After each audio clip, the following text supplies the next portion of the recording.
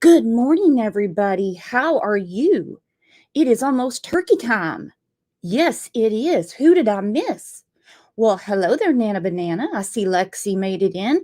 Steve Beasley, you old stranger, where you been? I see Rexy made it in. Hello, Shep. Hey, baby kisses. What's up? What's up? Love it. Already, Snow. Snow says, be Brandy strong. She needs all the strength she can get, and that is for sure. Woo! I don't know if you guys saw the community tab last night, but I had an honest question. Hell, it's my community tab. I saw this post going around, supposed to be some Disney movie about Adolf Hitler. And I'm like, do y'all think this is appropriate? Well, I didn't know it was a spoof. Damn, I don't know who this woman was, but she was trying to hand me my ass. And I'm like, look, you don't need to insult me. Just say, it's not real. Shep cleared it up for me and I edited the post, but she won't respond to me. Somebody needs extra turkey. Somebody needs extra turkey. Maybe a little beer with her turkey and tryptophan. She needs a nap, if you know what I mean. Well, let's take a second. Oh, Kamari's back. Better believe it. I see TTT Sharon made it back. Yep. Good morning. Oh, did Brandy make it in? I saw someone say, hello, Brandy. Hey, Russian Aloha. Woohoo. The gang is piling in. Snow said, dang, someone's a grumpy pants. You better believe it. Shoo, yesterday was not my day. Damn. I'm a little under the weather, so bear with me. I just have a touch of a stomach bug. So hopefully I get all that sorted out today. Hey, Jody. Because I have a lot to do tomorrow. A lot for Gobble Day. Let's take a second and welcome all of our friends and say Happy Tuesday.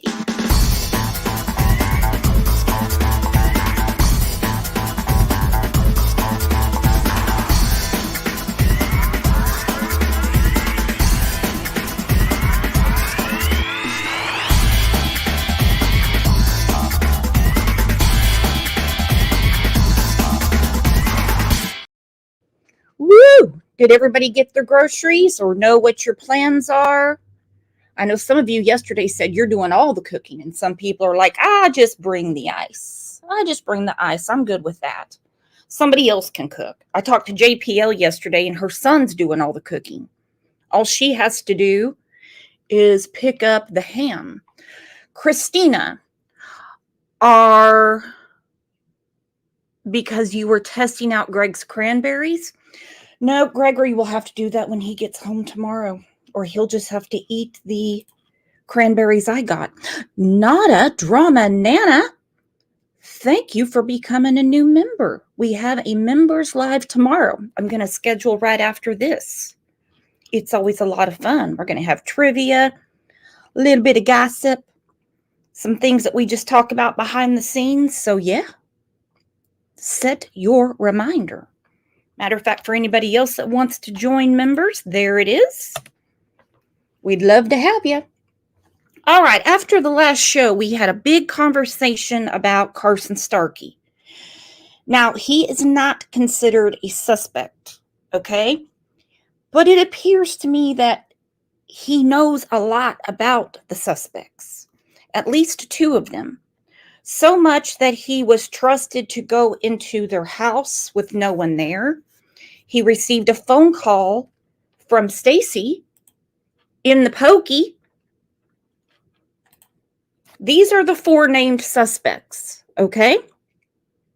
As we know, Brandy and Tyler, the family and friends of Michael Vaughn are not connected in any way. Stacy definitely is a suspect. Sarah is considered a suspect. Adrian is considered a suspect. Brandon is considered a suspect. And, well, they know it. They know it. So as we know, the probable cause was given to the prosecutors in July. A couple of weeks ago, we did a show, so today's a friendly reminder to the 4 suspects that the DA is scheduling a grand jury and he foresees being able to press charges. I'd love to know how many indictments they're going to get. I would love to know. For some reason, they don't trust me enough to tell me when the grand jury is going to be. But my goodness. Bonnie's Journey says, how haven't they found and picked up the other 2? Well, they know where they're at. They've made contact with them. They know where they're at. They're waiting on charges to be pressed so they can arrest them. I mean, every state does it different. Let's get to the comments from the last show, shall we? You all had a lot to say.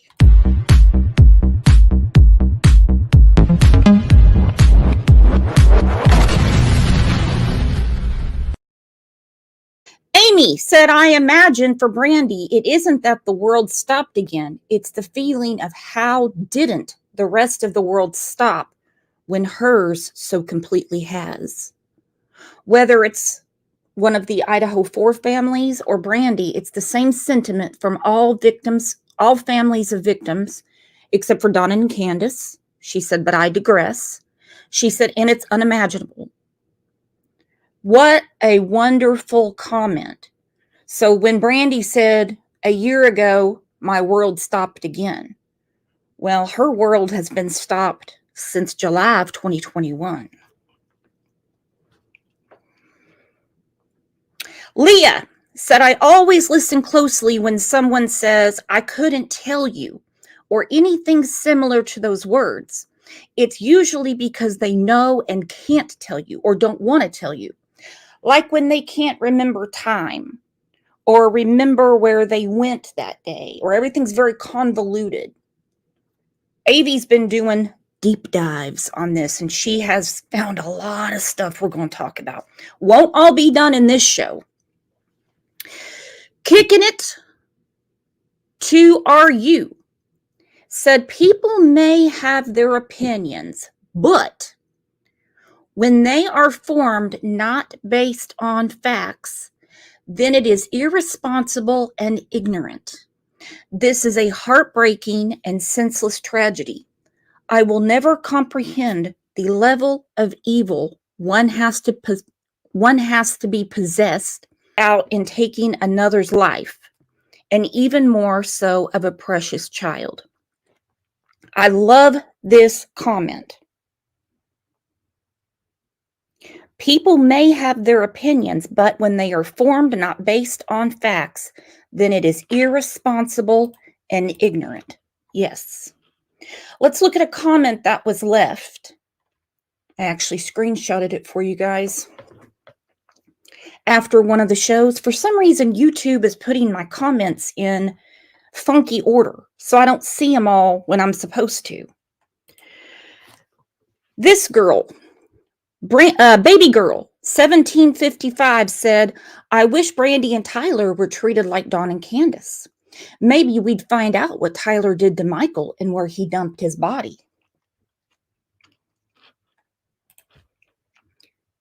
This did not even garner a response from me. Okay, True Crime Beat, someone check her blood pressure. Let me explain something about the Dawn and Candace lovers. Dawn, Candace, and Grandis have not been cleared by the authorities. They haven't even made a statement saying that they're not a focus of interest, which is normally how they phrase it. Or they don't like to use the word cleared. They have actually said they're not cooperating. Now, how are we supposed to take that? How are we supposed to take that? This is what the Fruitland police said regarding the Vaughn family. I'd like to note that after a year-long thorough investigation, the family is not a focus of our investigation at this point. They are continuing to fully cooperate with us in all of our efforts, from from the investigation standpoint. Today, as members of this community, they're not a focus of the investigation. Let's go back to 2021. This was in October of 2021. It says Fruitland police say new information could prove to be very helpful in their search for a missing 5-year-old Fruitland boy. Michael Monkey Vaughn vanished July 27th from his home in a quiet Fruitland neighborhood. In the weeks following, Fruitland Police Department, Idaho State Police, and the FBI have continued to search for and follow up on tips. Part of the investigation has involved searching through neighborhood surveillance videos. Detectives want help to identify multiple people and vehicles seen on camera. It's very important to understand that these people are not suspects or persons of interest, but it is important to talk to each of them. Now, mind you, this was in October of 2021. It is important to talk to each of them to help us complete the picture of the events that took place that evening. They want to talk to the driver of this car. Okay, this is not a car that Brandy and Tyler would have access to. They want to talk to someone that drove this car. Now, I believe the blue car, they've cleared all that up. Like I said, this was in October of 2021. Additionally, police would like to speak to a man who was jogging on the sidewalk on Southwest 8th Street. We are encouraged by the fact that one of these individuals described above could help us bring Michael home safely. We are also encouraged by the fact that there are still people out there that did see something, but didn't feel it was important to report their information at the time. Officials have said Michael's family remains fully cooperative and have complied with all requests of investigators. So they're not mincing words there, correct? Then a month later, which was in November of 2021, they did a press conference. It says right here, Fruitland Police held a press conference Thursday to provide updates in the case of 5-year-old Michael Vaughn, who they believe was abducted after exhausting all ground search efforts. So it can only really be, common sense-wise, one of three things. Did he wander off to go play and get lost? Well, they had exhausted all their efforts because between dogs, drones, more dogs, footwork, they knew they weren't going to find him. They know Tyler's whereabouts. They know Brandy's whereabouts. I'm sure they investigated all the neighbors thoroughly. They had to have shaken up all the RSOs in the area. So that's why on November of 2021, they said Michael Vaughn, who they believe was abducted after exhausting all ground search efforts. According to Fruitland Police Chief J.D. Huff, the search for Vaughn will not stop until the boy is found. The effort may look different from time to time, but those in law enforcement know he is the top priority. Then he goes on to say there is an increased probability that Vaughn was abducted. Huff said due to no headway being made in the ground searches. So I go back to the comment saying theories and speculation is great. We're allowed to have opinions and conversations. Are we not? But if it's not based on the facts by the people that are collecting evidence and doing the investigation, you're muddying the water. That's really all that's going on. You know what I mean? Let's start with the ground search.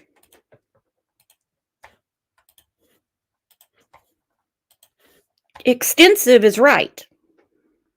Coverage of this missing boy in Fruitland. The search continues this morning for 5-year-old Michael Vaughn. He was reported missing Tuesday night around 6:30 near Southwest 9th Street and South Arizona Avenue in Fruitland. Today's search, and they're asking for the community's help now, comes after a full day of searching yesterday from the air, on the ground with K9s. People from multiple agencies went door to door yesterday. They talked to neighbors, they searched fields, searched yards, and all in hopes of finding this little boy. Neighbors say they learned about the 5-year-old's disappearance around 7:30 on Tuesday night. They say Michael is a happy kid who lived in this neighborhood with his parents and his grandfather. Cynthia Walker lives in the neighborhood. She was walking her dog as the search was happening. At 5 years old, I don't know that he would wander too far without one of us seeing him by now.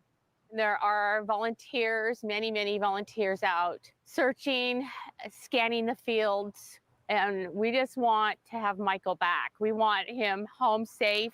We're just praying for the family, praying for Michael. A code red is in effect for Michael right now. He is considered an endangered missing person. And obviously, we all have very high hopes that we find Michael today.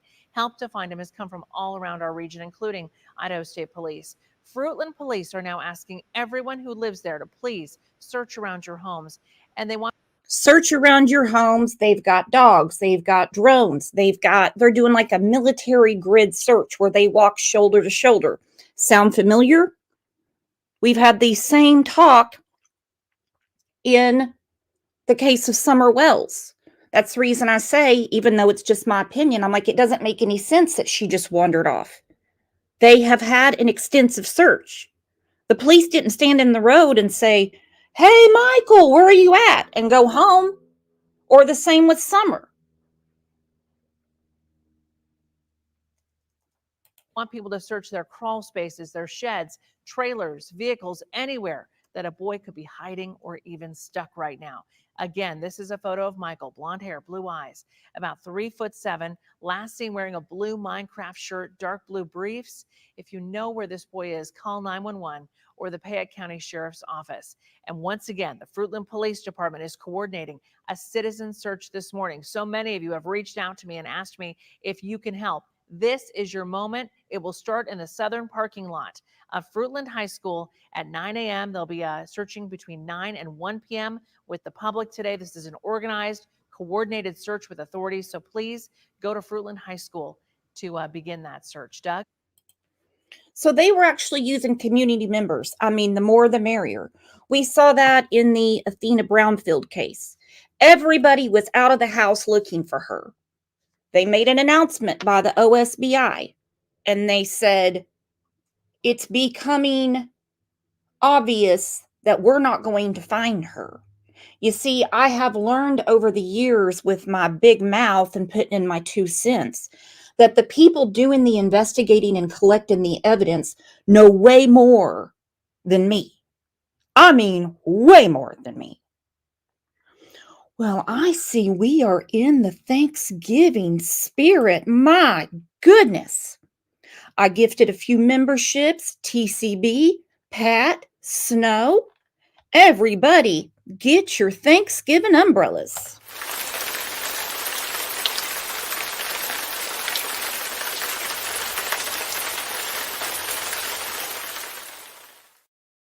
It's flooding. Exactly, YouTuber. All right. And now Curse with Curiosity. Thank you, my friend. Don't forget, we have a members live tomorrow. You don't need to bring a dish. No potluck. Don't worry about it. Don't worry about it. All right. So now we get to this as far as when we're talking about evidence. They even showed pictures and gave full names of the suspects. So when are people going to quit defending the suspects? Say, I had a comment one day and they said, oh, they're just going to pin this on anybody so they can protect Tyler and Brandy. Doesn't work that way. Maybe in 1960s Mississippi or 1960s Western Oklahoma. Doesn't work that way. That's not going to help them find Michael. That's not going to help them find Michael to just go and pin it on somebody in the community they don't like. Would it now?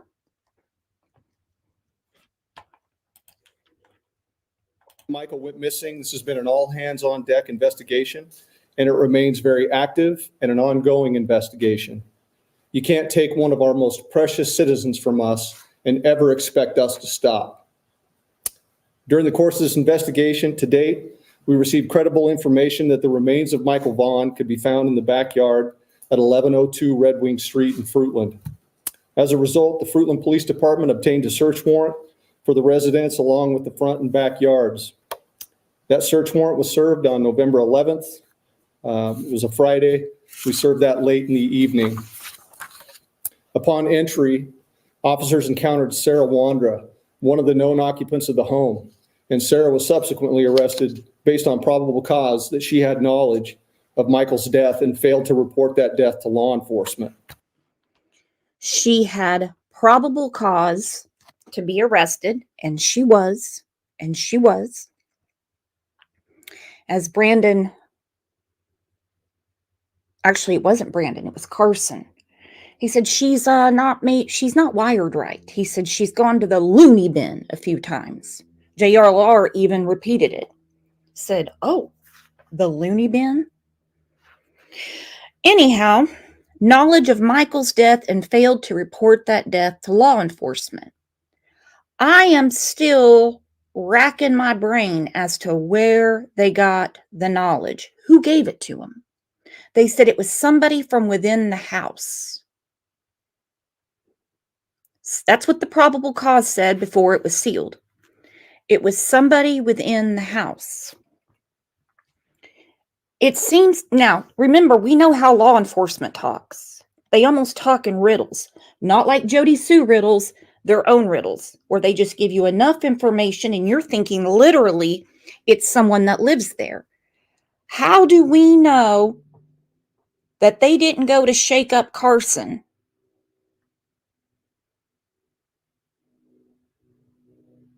And maybe he wouldn't talk to them. I mean, this is total speculation. Because they told us in July of 2022, that there are many persons of interest, and some of the people that they had been requesting cooperation from were uncooperative. At this press conference, Brandy and Tyler did not know this.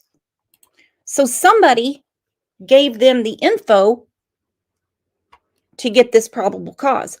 They did drop the charges, and I know that was a lot of people ran with that, and they were like, see, I told you Brandy and Tyler did it.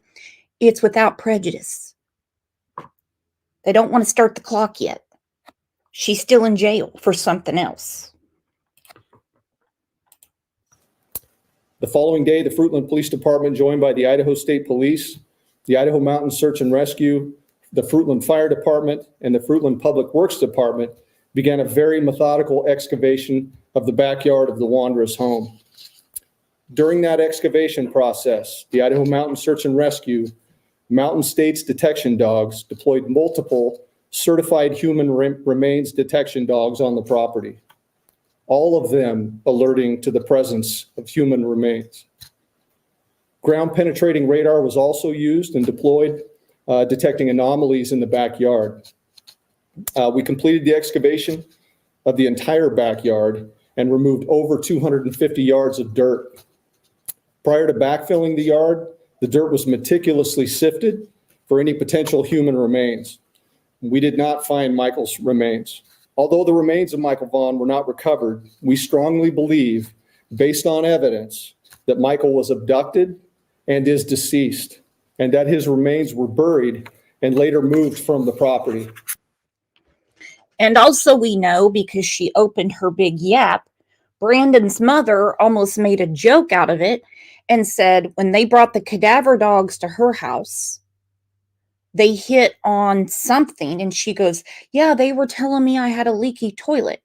That's not how that goes. Stacy B., you are so right. She said they wouldn't have spent that many hours, equipment, and digging day after day if they didn't have something.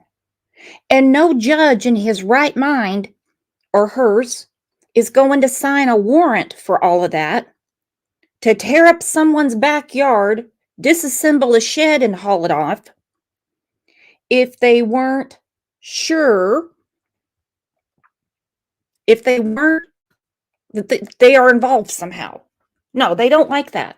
They don't like that. As of today, the whereabouts of his remains are unknown. However, the investigation is active, fluid, and ongoing. Once the excavation was complete, we conducted a thorough search of the Wanderer's residence.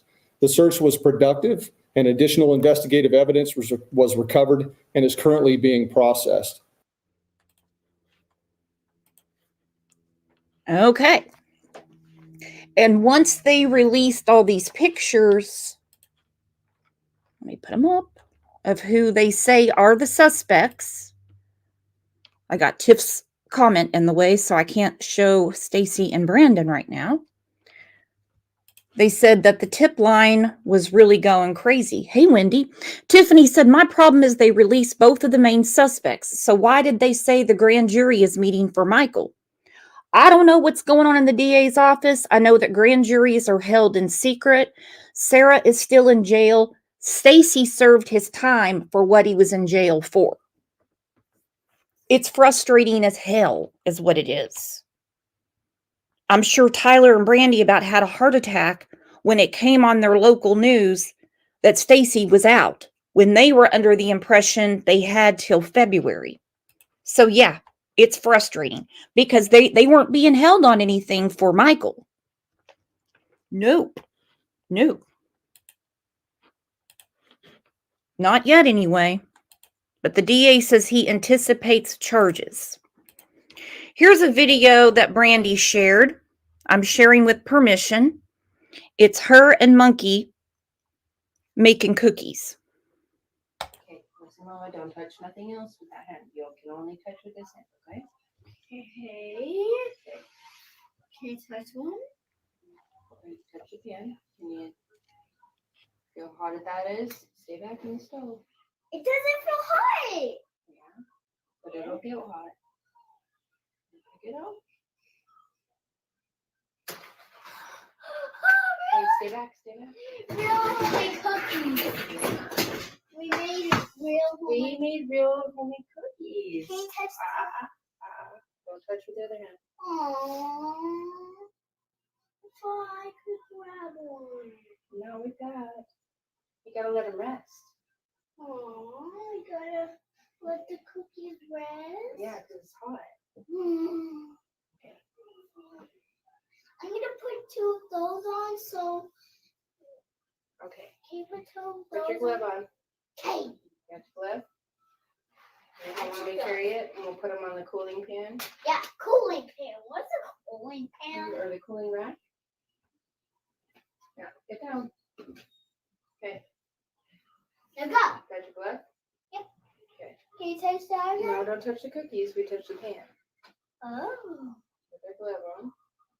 Don't touch anything else. Don't, no. There you go. All right. Look at you. Okay, we'll set it up here. Okay, we'll take our glove off and let that cool for a few minutes, okay? No, I gotta keep my glove on so I can grab the homemade cookie. Okay. Okay. I need the other one on too. You got two gloves. You ta-da-da. Look, I made real cookies.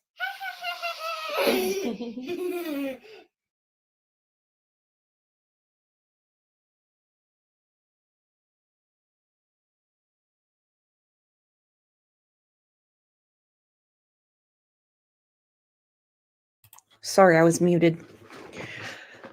Yep, there goes the tears. Snow said, is he a flight risk? Can't imagine he would get anywhere fast. Not that I'm in law enforcement, but I hope the U.S. Marshals are watching him, Brandon, and Adrian. Because let's face it, they somehow know how to get around. Brandon went from North Dakota to Montana. Where he's at now, I don't know. Adrian, after the disappearance, made it to Toledo, Ohio, where they tracked him down. Stacy, after Michael was abducted, went to Texas, New Mexico, So I hope, I hope they've got eyes on them. I really do. I am going to bring up our friend Avi. Like I said, she's been doing a deep dive. You guys know how we do around here. Hold on one moment. Let's have a big round of applause for our friend Avi.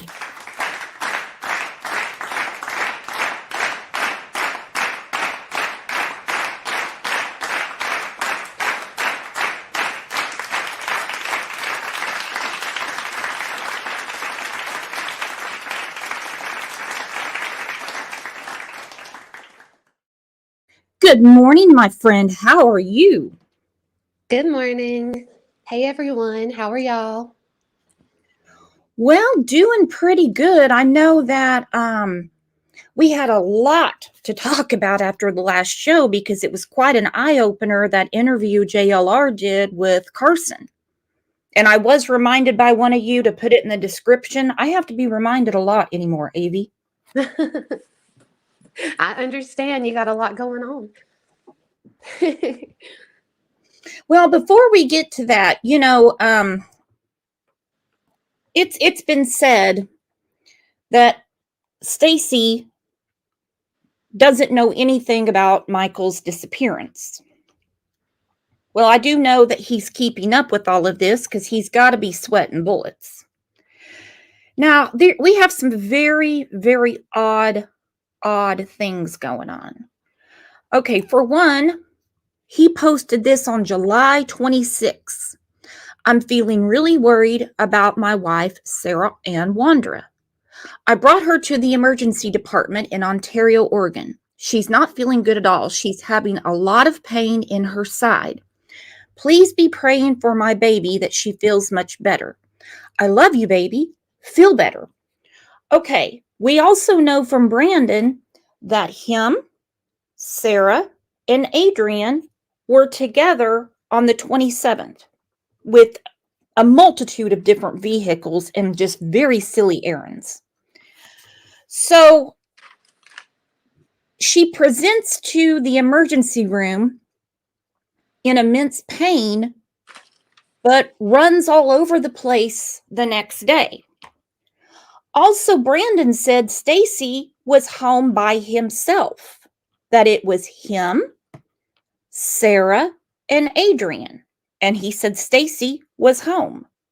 Stacy posted this on the 27th, which is the day Michael went missing.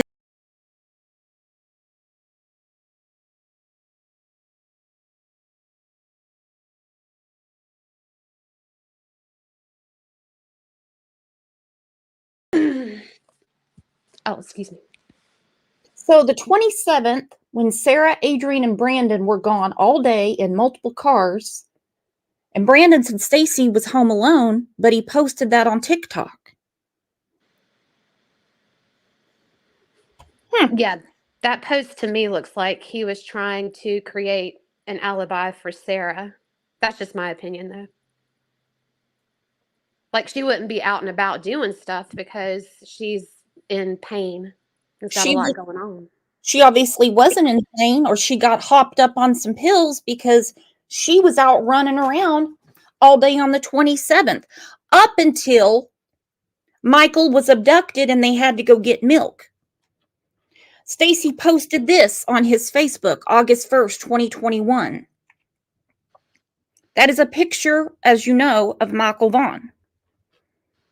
In the comments, a lady said, "Is that you, Stacy?" He said, "No, this is a child that went missing in our neighborhood and has been gone for 5 days and no one can find him. He's only 5 years old." And then he posted the missing flyer.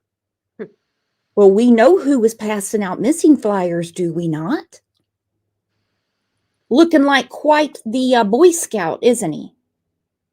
Trying to. Mm-hmm. Same woman said, "Hope the boy will be back soon." That is real sickening to me. I mean, real sickening. Also, and they are not suspects, the Starkeys are not suspects, but I think that they know the Wanderers a lot more than they will say. because for some reason, Dorothy Starkey posted this on the 27th, July 27th, 2021. She said, I need all prayer warriors to really pray for a friend of mine. She needs a touch from God. Thank you. Requesting help in West Jefferson, Ohio. Huh. And that was in the evening of July 27th. Again, they are not named as suspects.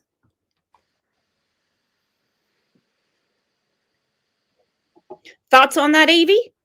Well, they live next door. And when we listened to Carson's interview last week, he really tried to disassociate himself from them. And he said a lot about how much he didn't know. He really tried to convince JLR that he really didn't know anything about them at all, that he hardly ever talked to anybody at all. I have, some of that stuff written down, but I think that they definitely knew a lot more. And, he did mechanical work on their car, he said. He drove the taxi for her because she couldn't handle it all. So, I mean, definitely he was not in my opinion, not involved with, Monkey's disappearance, but he was definitely involved with some of the criminal activities that they had going on. Like the taxi business, probably into some, unhealthy substances. What is the possibility or probability, speculation only, that perhaps they shook up Carson enough? Because he said Cold Case came to his house. Oh, yeah. He said Cold Case Foundation came. That he was the one that said, yeah, they had something going on over there.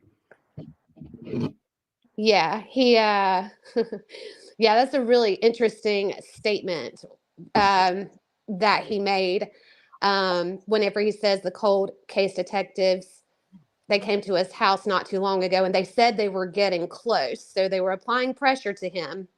And yeah, I think that they shook him up a little bit. But I'm not sure. Listening to him, he doesn't run all over the place with his words like Brandon does.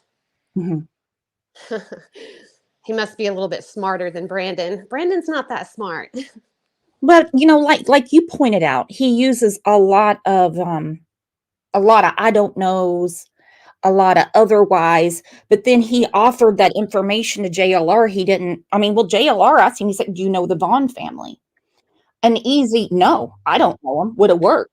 He said, I know exactly where they live. My friend lived behind them. Yep.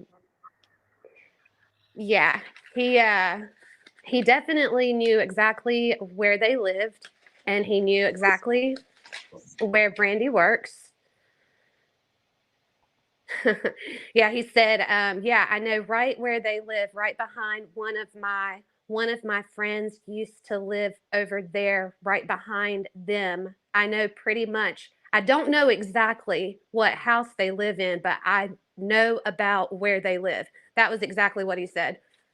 It's a little all over the place. Was all over the place. I know exactly where where they live, and then it was about, because he knew that he had just stepped in it.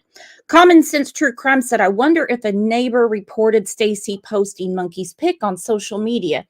I doubt it, because pretty much everybody in Fruitland and the state of Idaho and neighboring states was posting Monkey's picture.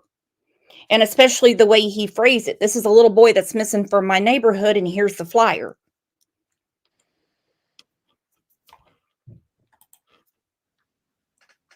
Just my opinion. I don't know. Well, let's look at, oh, we lost Avie. Oh, no, I'm here.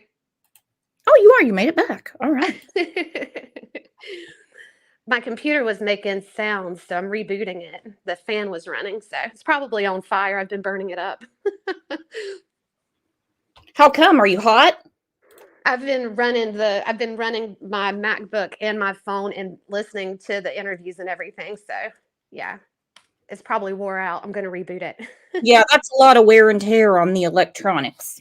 Yeah. All right, this is an interview that I have a feeling Avy's going to have a field day with, not in a good way, because this is when JLR was communicating on Facebook about Adrian's father, Frank. Now, I'm not going to reach out to him. We don't need to talk to him. And this is what they said. Anywhere you want me to pause, Avy, I can do it. Okay. This is a conversation I had with Frank Lucien. He is the father of Adrian Lucien. Adrian is by the Fruitland, Idaho Police Department in connection with the disappearance of Michael Vaughn. Police announced that Adrian has information related to the Vaughn case. So I reached out to the father here in Facebook Messenger, and I will reveal here what we discussed. So I shot him a message. Mr. Lucien, my name is Jonathan. I am a journalist. We need to talk about your son, Adrian, please. Very important. He responds, okay, what's going on? I respond, your son is wanted by police. And I attached a photo of the press conference where Adrian's photo was displayed, top right corner. I said, in connection with the Michael Vaughn disappearance, I'm a journalist. Do you know where he is? He responds, tell me about it. I don't know. Who is Michael Vaughn? I don't know where he is. Can you tell me more? I said, I'm sorry, Frank. I had to tell you this.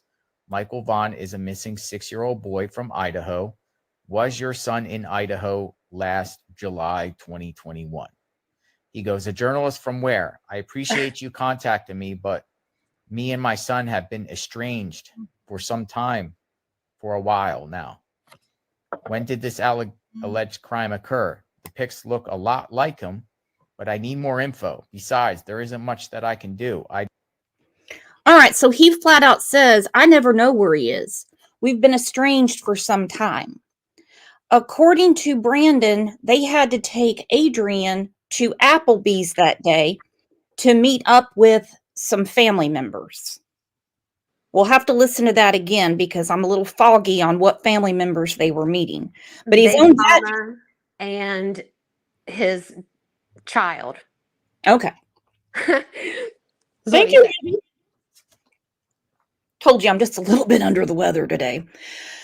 So his dad's saying, I've been estranged from him for years.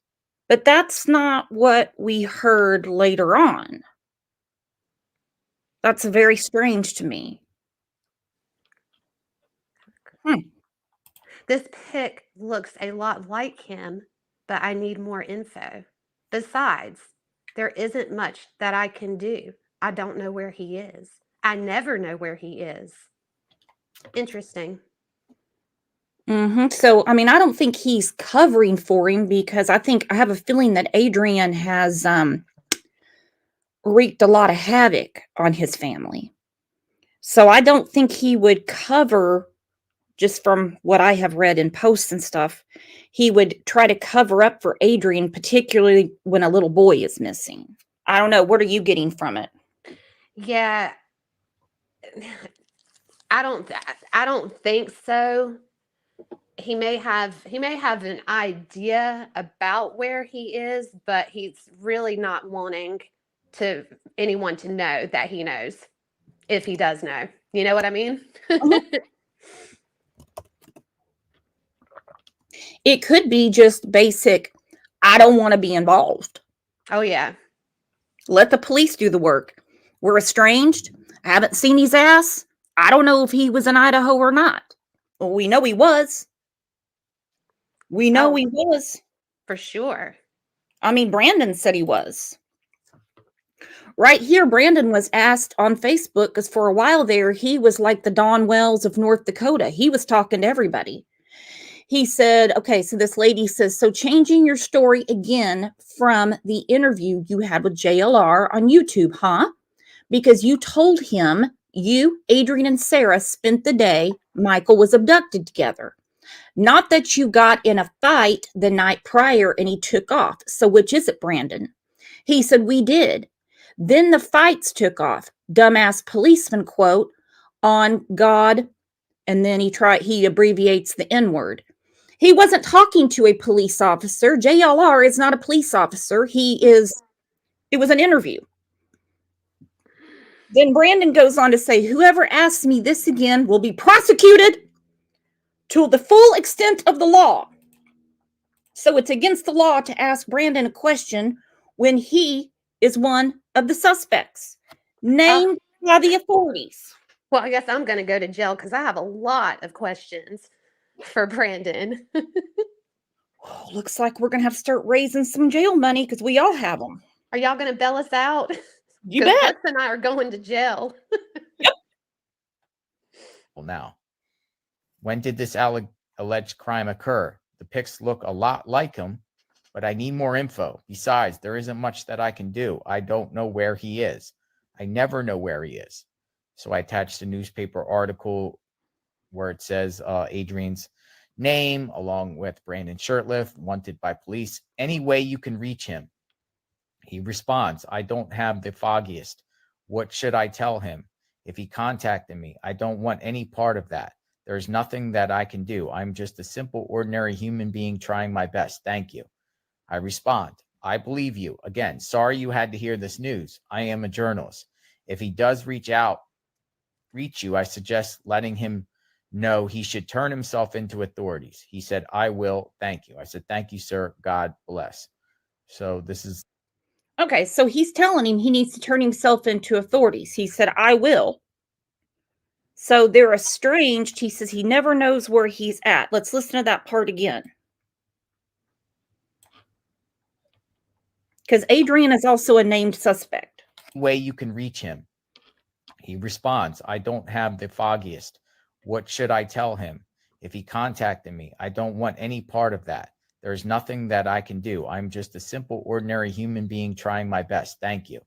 I respond, I believe you. Again, sorry you had to hear this news. I am a journalist. If he does reach you, I suggest letting him know he should turn himself into authorities. He said, I will. Thank you. I said, thank you, sir. God bless. So this is the conversation I had with Adrian's father, Frank. So it doesn't look like the father is involved with Adrian's life currently. He said estranged. He said that he doesn't know where he is. I don't know if authorities are going to reach out to Adrian's family, but this is a serious matter. This is dealing with a death of a 6-year-old child. And, authorities are trying to find Adrian and trying to find Brandon Shirtliff. Did Adrian do it? I know, when I spoke to Brandon in an interview, Brandon Shirtliff, that he told me that Adrian was staying at that house around the time Michael Vaughn went missing. What does Adrian know? And that's the $64,000 question. What does Adrian know? Why, when their pictures were popped up on a huge press conference, did they not come right forward?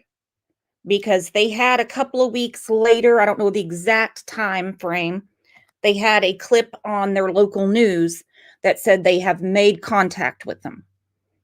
Now we wait on the grand jury. Thank you, True Crime and Justice, for the super sticker. Beautiful avatar. Are you ready for Thanksgiving?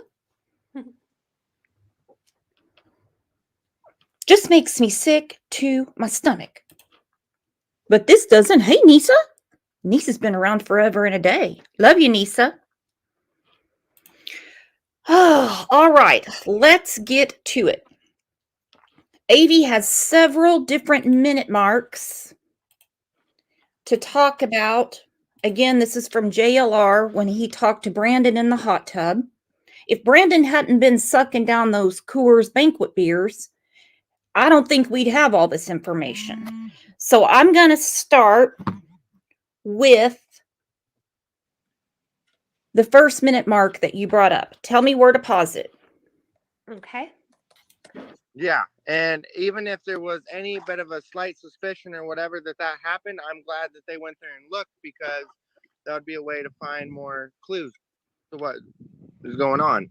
Yeah, because you don't think Sarah or Stacy did this. I don't think that they're capable of doing it, because they're just kind of like normal people that just have little businesses trying to get money, just barely scraping to get by. They don't, Okay. And then okay, like what other business they got? They got the taxi business. What else? Okay, go ahead. Okay. So at first, whenever he's talking about the investigation, notice the pause whenever he says more clues, and then there's a pause to what is going on. Now, he's talking about this in present tense. So he's not looking for the clues about Monkey's disappearance. He wants clues about what's presently taking place in the case, in my opinion, is what it sounds like. Does that make sense? Makes perfect sense to me because they're racking their brain wondering what the authorities know. It reminds me of Idaho 4 when the prosecutor, the DA, said he wants to know what we know. Right. And then he says, so he talks in the present tense and he says, I don't think they're capable of doing it because nobody asked him why he thought that, but he wants to share. So, okay, because they're just kind of like normal people. So, anytime anybody normalizes a person, a day, a situation, it just always strikes me as odd. So in him saying that they're just kind of like normal people, that leads me to believe that they're not normal people at all. Oh, hell no, they're not normal people. So we have two things. They try to normalize them, like you pointed out, or like Carson, act like they barely know them. Mm-hmm. And it's all they're hoping to talk their way out of what they're involved in. Right. All right, so I get to the next minute mark that you pointed out. That is why I was there at all ever for any reason, is to help them with their oil change business, because I did that before and I'm good at it. Where would they do the So- oil change at? At their house there or another location? Okay. They had So a little shop over there in Ontario, Oregon, where they did oil. Little shops there in Ontario, Oregon. Now, I don't mean to cut you off, but we go to this. On the 26th, I'm feeling really worried about my wife, Sarah Ann Wandra. I brought her to the emergency department in Ontario, Oregon. Okay, go ahead, Avi. I just had to Okay. point that out. yeah, exactly. Because it says this was on what? It says up here July 26th. So I think that Stacy's trying to create an alibi for Sarah. That's just my opinion. But on that, where he starts off, he says, that is why I was there. He says something, that's why I was there ever for any reason, or something like that. So that says to me, that's not the reason why he was there. He was not there for the oil company or to change oil or the lube service or whatever, because he's trying to convince JLR that that was the only reason that he was there ever at all, for any reason. That's very odd. That really sticks out to me. Like, really sticks out to me. He uses a lot of never evers, but then backtracks and says, except one time. I was never ever there except for to help him with the oil changing business, and he knows exactly where it's at. He was living there, at least or flopping on the couch, up until March of 2022, because Sarah posted a picture of him laying on the couch with the dog. Yeah. Mm-hmm. And his times change.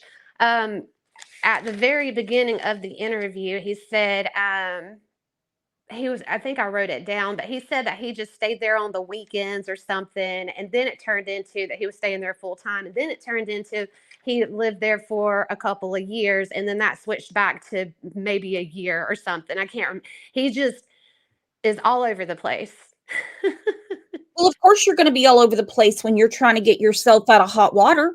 Oh, yeah. That's exactly what they're doing.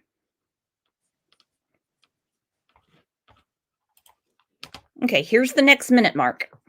like they were kind of like good charity worker, charity people. So I don't know why they would go from that to getting caught with guns and then trying to run off with the story that definitely didn't happen in front of my eyes, or else I would have reported it too, you know? Okay. Yeah. So So that's why it's questioning to me. and that Okay. Okay.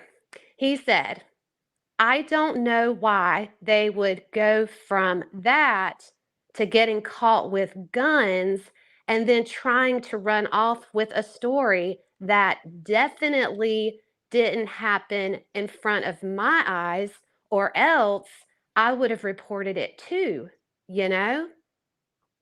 So, of course, somebody reported it within the house, right? Oh, And but see, that's the thing. Do we take that as the literal definition that it was somebody that was living there or somebody that had access to the house after Michael was abducted? That's why I'm leaning towards when the Cold Case Foundation showed up to the Starkey home and they said, we're getting close. Then obviously they were close because then we have the arrest of Sarah. We're excavating the backyard. JLR gets a hold of Carson, and it just seems like everything started unfolding at once. right. And he says he doesn't know how they would go from that to getting caught with guns. Now, you know, later in the statement, he does talk about wanting to buy or trade services for that 17. So he, again, lying. He knows about the guns, okay? And then trying to run off with a story. And then he says that definitely he has to convince JLR that it definitely didn't happen in front of my eyes, or else, again, he's trying to convince, or else I would have reported it too, you know? So that's a lie. He knew exactly what was going on and he didn't report it. That's what that statement says to me. That's my opinion, but that's what it says to me. A lot of stuff happened in front of his eyes. He was very aware of what was going on in that house. But he's trying to convince JLR that I didn't see anything. I mean, I was just living there. Ugh, it's ridiculous. And now look at his face. Oh, yeah. Oh, After yeah. seeing that, what is he doing? Learning how to dive and jumping into the deep end? He's got his nose plugged. He's about to go underwater. Brandy said, liar. Mm-hmm. Hey, Brandy. Okay, now we get to the next minute mark. that's why I'm asking you questions, because maybe you have the clues of the idea, but you're saying that they couldn't have done it. Now, let's go back to that day Michael went missing, right? So Yeah. that morning, where were you all at on July 27th, 2021, the day Michael was reported missing? Where were you guys at in the morning? Okay, so earlier that day, I spent the night there because we came in towing my car from my mom's to their house, and we came back over there, and then right as soon as we were getting the car back to the neighborhood, the whole neighborhood was on high alert looking for the little boy, Michael Vaughn, and they said he went missing right that day earlier, right before we came in with the car we were towing. And then right as soon as that happened, I went out and tried to look for the kid with Sarah. We got in her little Toyota car and drove to the gas station and drove around after we got out of the pickup, and then tried to look in the field to see if he went down by the river or if he could be out just wandering lost. And, you know, that's what hit my mind first. And then from there, it was me and Sarah. We went to the gas station, got some milk, and then did this and that and came back. And then right when we got back, Carson had his pickup next door. All right. All right. We're going to have to go back through this. And I'm going This to makes me shake. I have this whole entire statement written down, pauses, gulps, sniffs, everything. This, if you want me to, I'll read it out loud for the class. This is You bet. insane. Not listen to his words, but I'm going to read it. Okay. This makes me shake. Oh my gosh. All right. He said, earlier that day, I spent the night there because, well, nobody wanted to know why, but he's going to tell us. Because we came in towing my car from my mom's to their house. And we came back over there, and then right as soon as we were getting the car back to the neighborhood, the whole neighborhood was on high alert looking for the little boy, Michael Vaughn. And they said he went missing right that day earlier, right before we came in with the pause and then a gulp. What's that all about? He's nervous.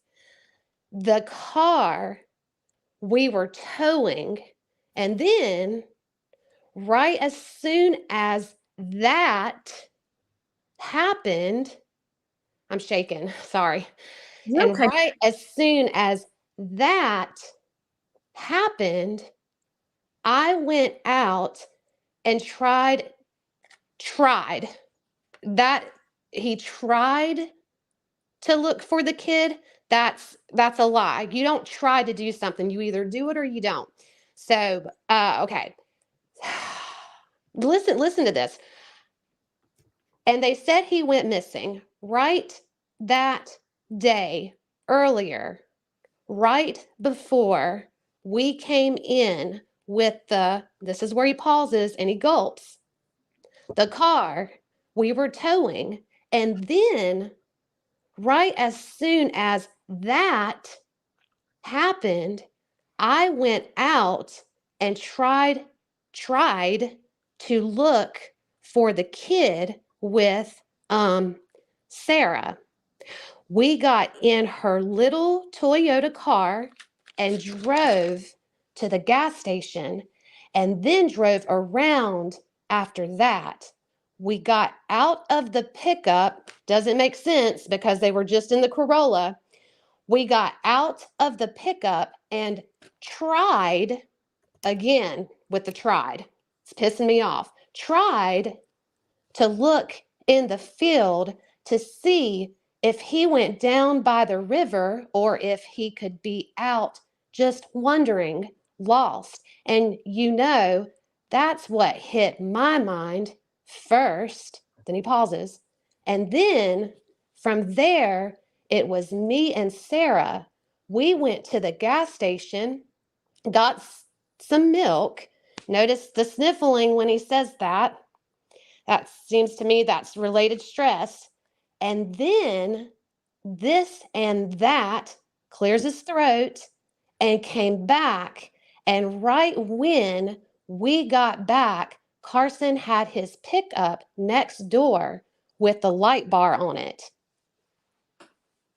Now, how ridiculous does that statement sound to y'all?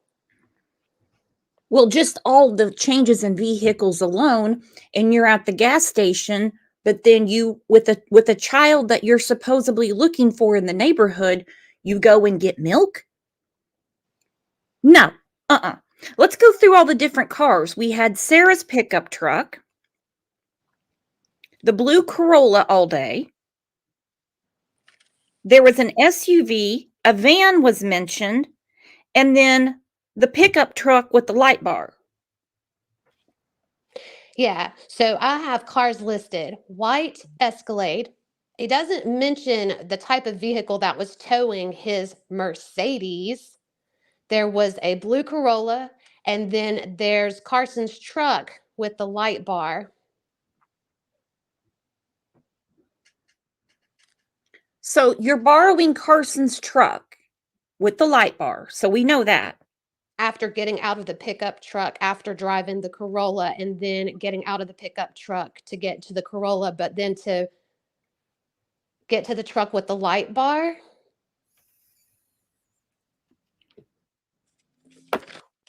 Brandon.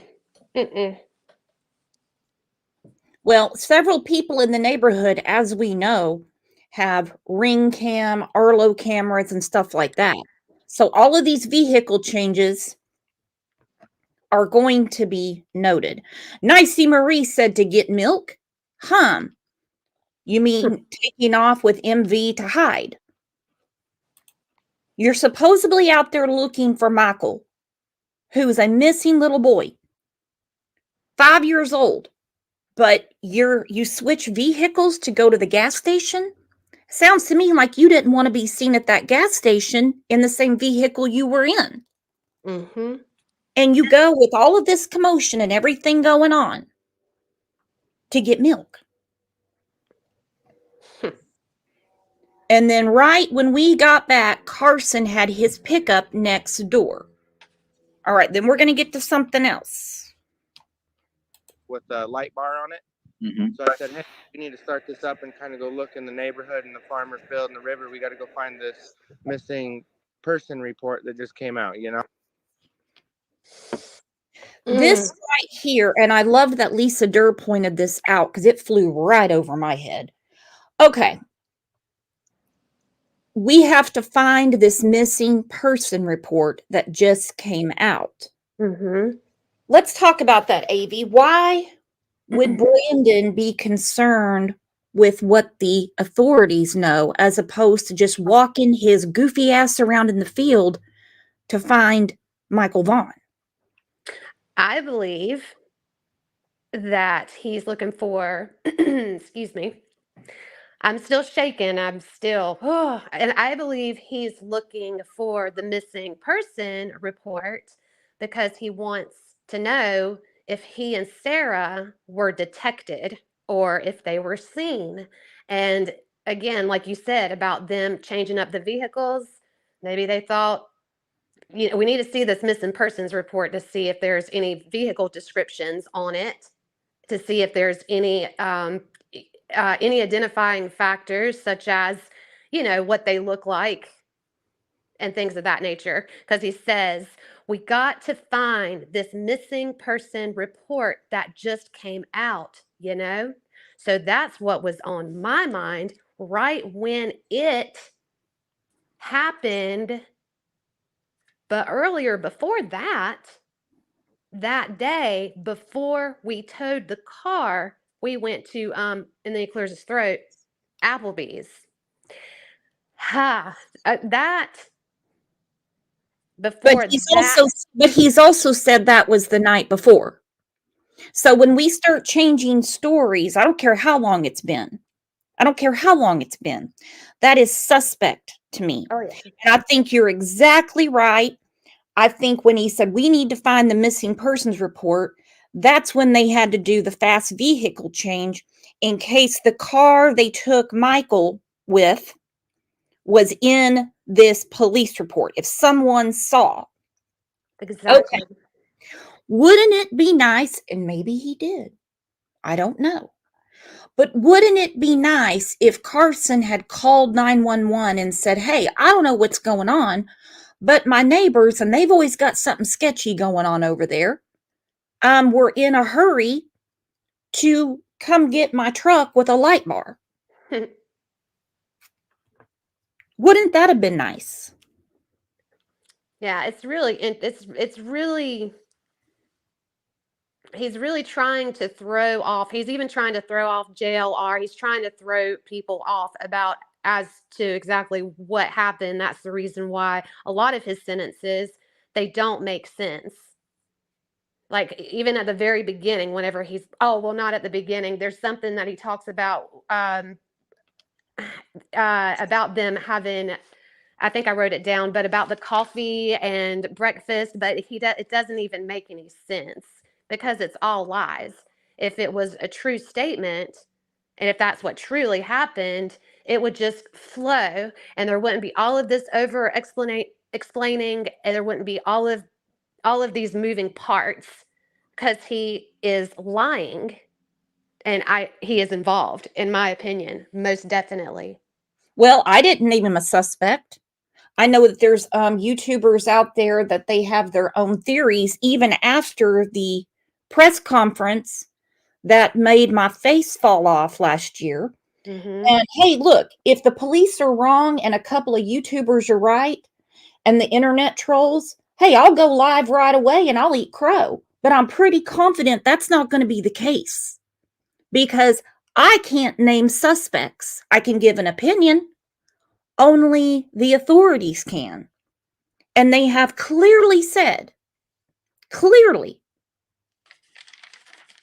a high probability of abduction. Then they came right out and said they believe he was abducted, hands down, and that the family is not a focus.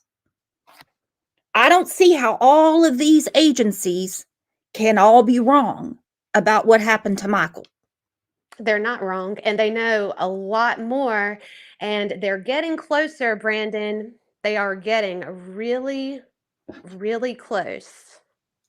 They have a probable cause affidavit that a grand jury, which are done in secret, no one's going to tell us when the grand jury is going to be convened, are going to go through it. Some states use grand juries, some don't. I don't know the difference because that's above my pay grade. I know in Oklahoma we very rarely use them. It's just they have enough, they charge, they arrest. I make it sound very smooth, but you know it can't be. Oh, yeah. We have that pesky little thing called the Constitution. If they mess up one thing, it's all gone. Right. Okay, so Brandon wants the missing persons report. Let's listen to that again. We got to go find this missing person report that just came out, you know? So that's what was on my mind right when it happened. But earlier, before that day, before we towed the... Now, this is a key statement to me, anyway. Mm-hmm. That was the first thing on my mind right when it happened. How does he know exactly when it happened? And why would the first thing on your mind be to get a hold of the missing persons police report? The first thing that would be on your mind, if you're such a good Samaritan in the neighborhood, is to get off your ass and start running around to find him. Yeah, I have that underlined. I have it underlined, and I have it in capital letters because that is very telling. We got to go find this missing person report that just came out, you know? So that's what was on my mind right when it happened. But earlier, before that day, before we towed the car, we went to Applebee's. Mm-hmm. Ridiculous. And I'm doubting the Applebee's thing happened, but that's just me. Oh, and you'll see soon he'll change from that they went to have dinner to lunch, and he changes it real quick. So if they did go to Applebee's, he wants to make sure that JLR knows that they went to Applebee's for lunch, not dinner. That's very interesting to me. He's very specific about some things, and some things it's kind of never ever, I don't know, except for that one time. We were driving through the neighborhood. He doesn't exactly say what day. And they stopped the car and said, hey, there's a little boy that's missing. His name is Michael Vaughn. Do any of you guys know where he's at, or have you seen him? Now, I don't think if somebody has been with you all day long, you're going to assume that they have seen a missing child. No, I think they were on high alert. They wanted to find out what car is in that police report. What do they know? Mm-hmm. What did someone see potentially? That's what they were they needed that missing persons report. They needed to know what was on it to see if there was any descriptions of vehicles, descriptions of people, because they were the ones. They are involved. And why do you need to switch vehicles? And they have other vehicles there at the house. Why do you need to get your neighbor's vehicle? Oh, I have an opinion about that. I love the way he introduces. I love the way he introduces Carson to his narrative, because Carson has a history, and we are aware of Carson's history. Again, I believe that's why they wanted to use his truck, because of Carson's history, and we all know what that is. Yep. He is on the list. Wants to pin it down on Carson. He is on the list, the RSO list, and so is Dorothy. So wouldn't it be more convenient to be driving around at the time that Michael was abducted in a car registered to an RSO? Yep. When they had access to other cars. That's why I wish Carson would have called and said, now that I think about it, this is odd. They have a ton of vehicles over there. There's always coming and going at that house. They have a taxi business, so they have vehicles, but they had to come get mine and tell them what kind of mood they were in. Like they seemed like they had something on their mind, or they were panicky, or they were in a big hurry. Oh, I'm remembering something from Carson's interview about Stacy asking Carson to borrow his BMW, and Carson refused. So I'm just drawing a connection to that. So I'm going to put a pin in that. I find that very interesting because, like you said, they do have lots of vehicles. Why are they wanting to use his vehicles? Very interesting. Well, I think it makes sometimes the easiest answer is the right answer. And you have a little boy missing in the neighborhood, and you're going to have the police looking for Carson. They think they're going to pin Carson with it pronto and fast, but they didn't. They could easily, if they're those type of cops, if they're those type, and they just wanted to pin it on somebody, Carson wouldn't be too tough, but they've said he's not involved. We know who they've said are the suspects. Stacy, Sarah, Adrian, and Brandon. Now, some people will disagree with that, but again, they haven't shown me the case file. All right, so now let's see what old genius Brandon says here. Son and his old girlfriend or whatever. But where did Sarah meet him? Like, how does she know him? I don't know. I think he just randomly like called their phone one day from the airport and said, "Can you give me a ride from here to there or whatever?" And that's probably how those two met. Yeah, because obviously, Sarah, according to this arrest affidavit, she's claiming that this Adrian guy helped bury Michael in her yard. That's what she said, according to the arrest affidavits, or the neighbors. She also said the neighbor's yard too. Right. So yeah, people are wondering who's Adrian. He goes, right? Just like that. Very odd that what was reported in the arrest affidavit mentions Sarah, Stacy, but she never mentioned Brandon. We also know that she had a little bit of a crush on Brandon and wanted Brandon to give her a baby. It says, according to court documents, police forced entry into the Wanderers' home around 9:30 p.m. Friday, where they found Sarah Wanderer in the living room. She was detained and read a copy of the search warrant. When I got to the portion that read the big M word, she said, "Did you just say murder?"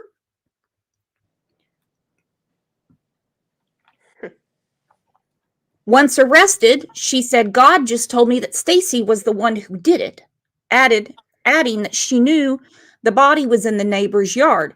The neighbor is Carson. The neighbor is Carson. He is the one they borrowed the truck from when Michael went missing. They had to trade vehicles. She said it wasn't clear. Okay, no, sorry. I skipped a spot. In the neighbor's yard. That's what Stacy just told me. She then corrected herself and said that's what God told her. She allegedly reiterated to police that she had nothing to do with Michael's disappearance. She said her husband buried Michael in the backyard by the shed. That shed was a new addition to the backyard after Michael went missing. That's according to Brandon via Facebook. I don't live there, so I don't know. She said instead, she changed it. A man identified only as Adrian had been the one that had done it, and he was scared to tell anybody. Those are some pretty damning statements.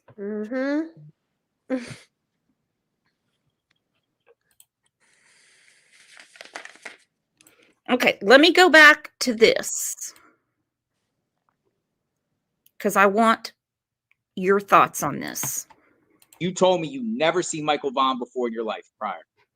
Right. I never met him or his parents ever before. I just know that they're neighbors of where I was staying over there with the Wanderers. They live like diagonal. Yeah. What about the okay. Yeah, I got so many questions. All right. So Adrian, where's he from? I think he's from California somewhere. So, but how did he get up there? Like, how did he end up there in Idaho?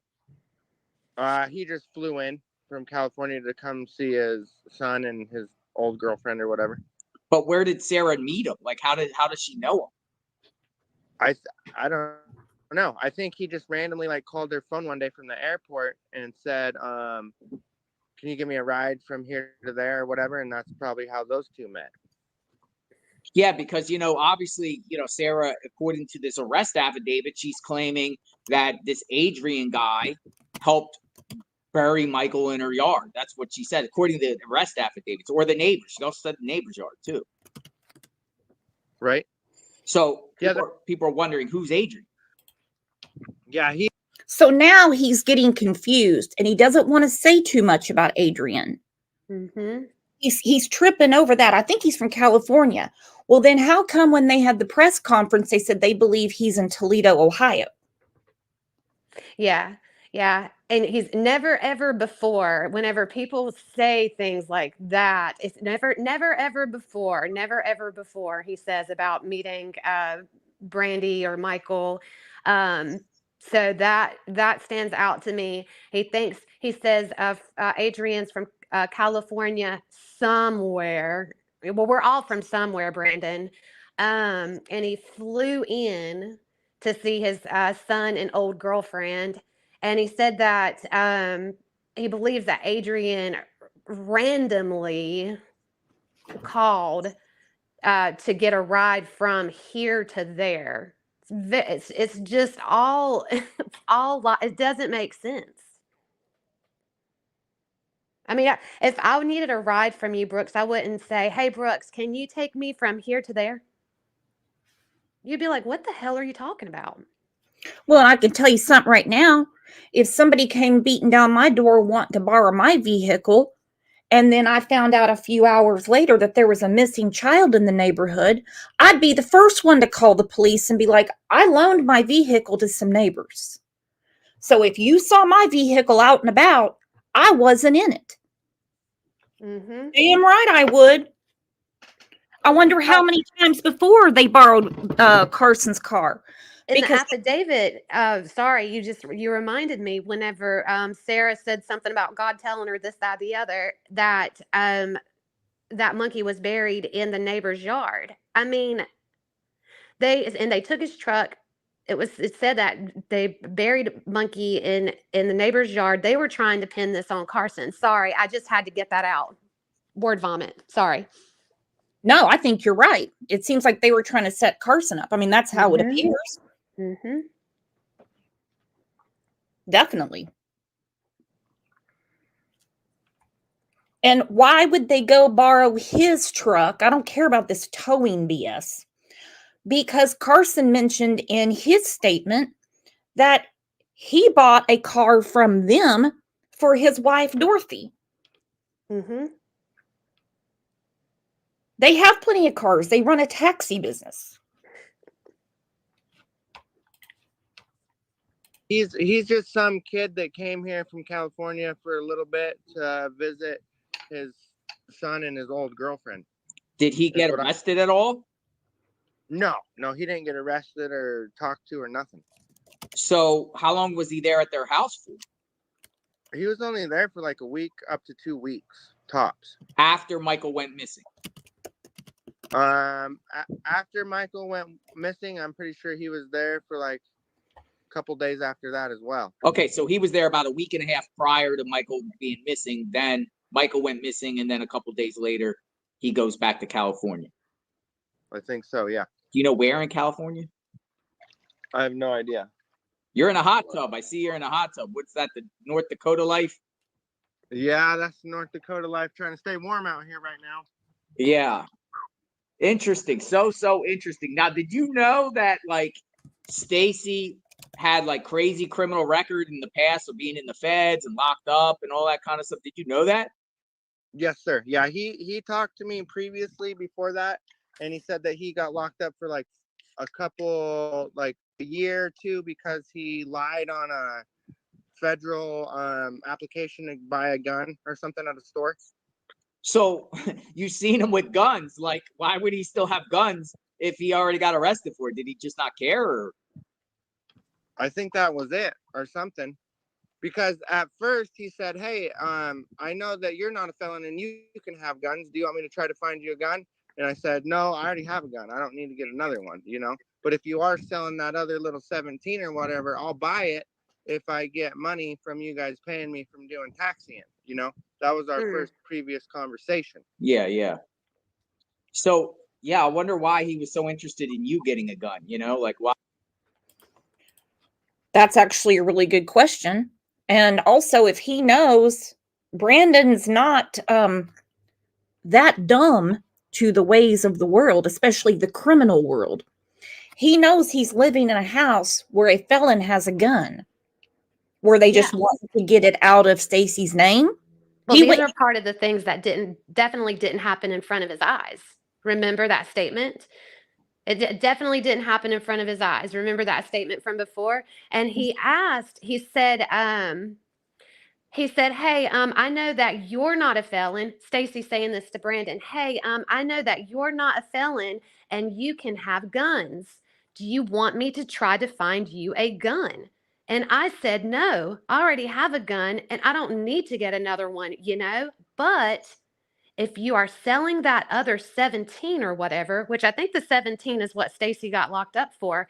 If you're selling that other 17 or whatever, I'll buy it if I get money from you guys paying me for doing taxiing, you know? That was our first previous conversation. His language is so deceptive, it is ridiculous. First previous conversation. Who talks like that?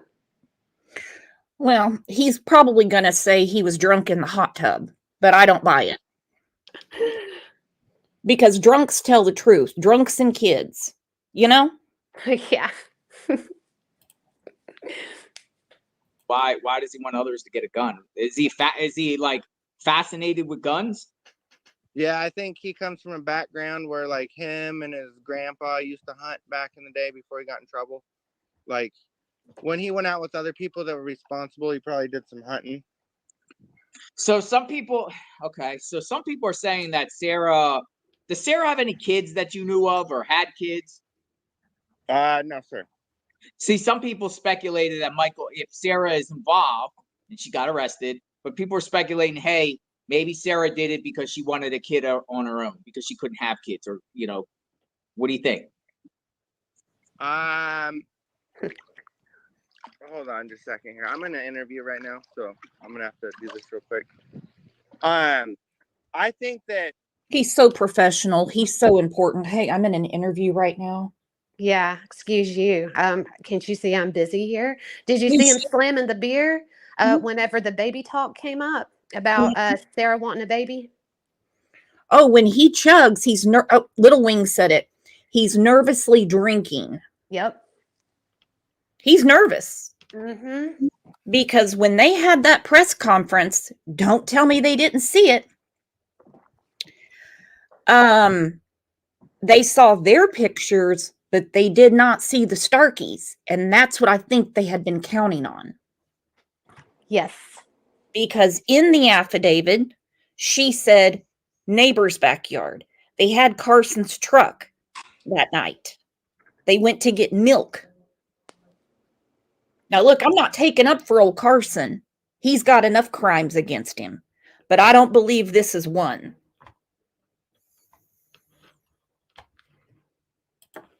But I'll leave that to the experts, the real ones. She couldn't have kids because her husband, Stacy, said that he got his nuts crushed in a bull riding rodeo accident or whatever. Let's talk about that. I just don't think Stacy has been bull riding. No. That's BS. I'm just not thinking. I just don't think that he's a bull rider. Okay. But maybe I'll find some bull riding pictures where we can look at it, because well, he's about as big as a damn bull. And get ready, people are going to say, you're fat shaming, you're weight shaming. No, I'm abduction shaming. He didn't ride no damn bull and get his nuts crushed. I mean, physically and aerodynamically, he can't get to the sweet spot. Look at his belly.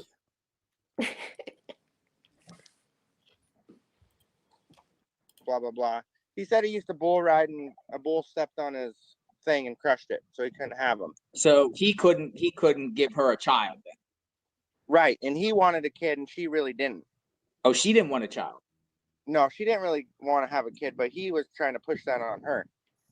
So is it possible? Okay, so you're with Sarah and you're with Adrian out or getting your car and bringing it back. Is it possible Stacy was home left alone and did something and maybe like went out and snatched Michael? I mean, how do you guys know about Stacy's whereabouts at the time? I personally don't. So I'm saying that could be a possibility. Because there was no one else there with him, correct? Right. Yeah. Yes, sir. All right, so he's saying Stacy was home alone, so it could be a possibility that he got out of the house. This was posted to TikTok. Again, this is alibi making 101. We've seen it in a lot of cases where they conveniently update their Facebook and stuff like that. We've seen it in many cases. This is what was posted on the 27th.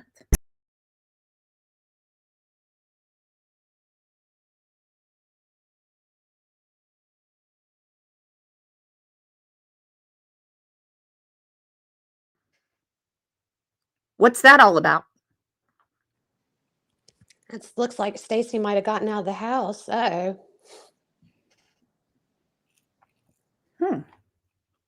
It was the account he shares with Sarah, so I don't know.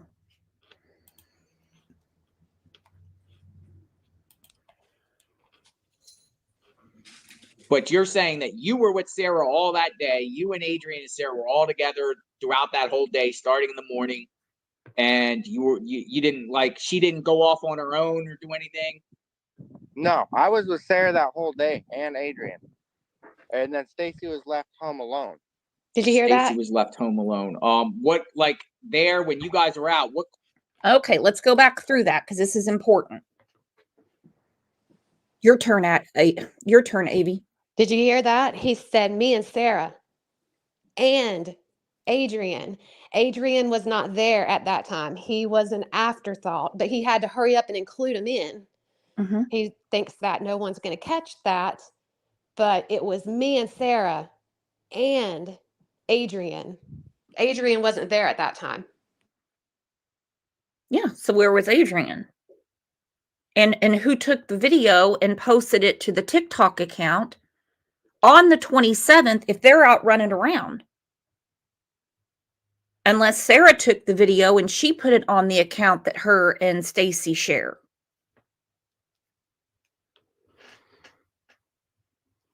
Busted. Cars were there with Stacy? I think he had his little Cadillac Escalade that he cruised around at that time. What color was that? It was a white one, an older one that he traded his pickup in for. That when that pickup started to have a couple issues, instead of getting it fixed, he just traded it in. Yeah. See, because he's left alone and no one else is there with him. I wonder if he ventured out. Yeah. Okay. For instance, when you guys got back, was he in the house? Yeah, he was in there. He was in there on the couch. I'm pretty sure. What was he doing? Just watching TV. Like he never even... What the hell? He said, yeah, he was in there on the couch, I'm pretty sure. You're not going to miss a whole human being, particularly the one that you lived with. You're flopping at the house, and that is Stacy. Would you miss Stacy on your couch, Avi? There's no way. There's no way you could miss Stacy. No way. No. No. Even went anywhere. Right. Yeah, because he's left alone. It seems like you three have it. You guys are each other's alibis, I guess. And you're saying you did whatever throughout the day, and I appreciate you talking to me. I mean, like somebody that would be guilty wouldn't be telling all this in a sense, but people just want answers. Yeah, and I want answers too. I don't think Adrian did it, and I don't think Sarah did it. But Stacy, I know that sometimes he's lied to me and he's lied to others, and he says he'll do something and then he really don't do it. And I got after him about that, and I was trying to teach him that you're not supposed to do that in life, and then he'll get sometimes mad at me. But you're supposed to abduct a child in life? He says he's going to do something, then he does it. And I tried to teach him, you're not supposed to do those things in life. Oh. He's talking himself up. See, he's a good guy. We need to know he's trying to convince us I'm a good guy. Like how he mentions towards the end of the interview about him talking to Stacy and telling him he needs to quit eating. I mean, he's such a good guy, you guys. I can't believe that y'all can't see that. And I'm being very sarcastic. Oh, of course.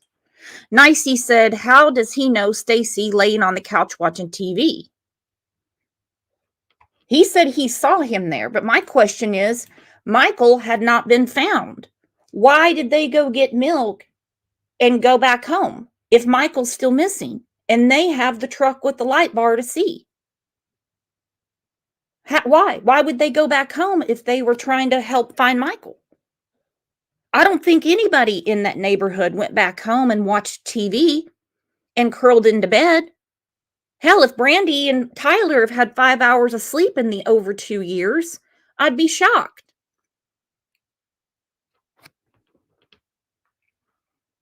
So why did they go back home? He's still missing. Probably to see if it was going to be on the news. Ooh, maybe so. How far spread is this by now? Exactly. So that's where my trail kind of ends, and that's where I'm kind of curious in my own head. With Stacy. With Stacy, I'd like to talk to him personally, and if he was here right now, I'd be talking with him and say, hey, I know you and me didn't. I know that you broke my watch, and you thought I wanted to steal your girl or this or that, but that was all accusations. It's not. You broke my watch and you thought I wanted to steal your girl. Brienne said you overestimate the community and these people. This is normal for the area. They didn't help look for him. I've seen several news clips where the community was out looking for Michael. Are you talking about, because I'm giving no credit to Brandon, Adrian, Sarah, and Stacy. I don't think they looked for him at all. You don't look for something when you know where that something is. You see, my keys are in my purse. So I'm not going to say, where are my keys? Do you live there, Brienne?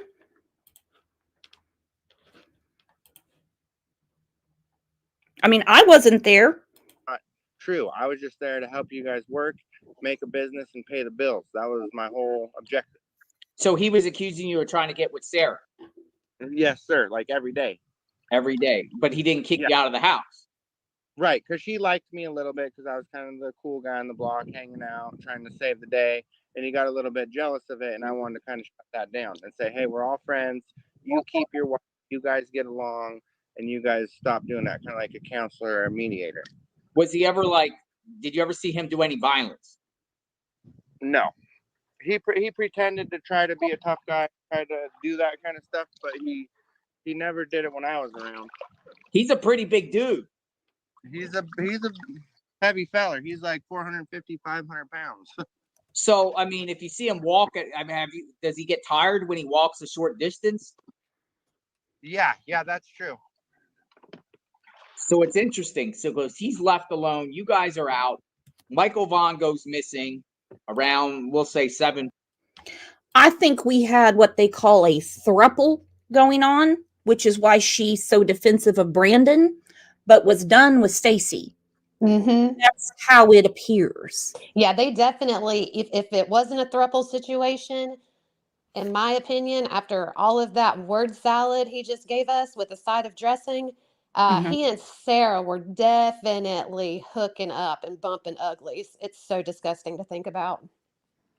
Well, and also, I mean, you would have to know what the answer is going to be if you say to someone, "Will you give me a baby?" Just out of the blue, "Will you give me a baby?" Sounds to me like they were already involved. He comes out and says, "Well, he broke my watch and thought I was trying to take his girl."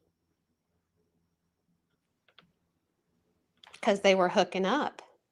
And he'll collaborate that here in just a little bit whenever he talks about Sarah rubbing up on him. They Yeah. definitely hooked up. Yeah. And you know what happened? Where was Starkey? Where was Carson Starkey?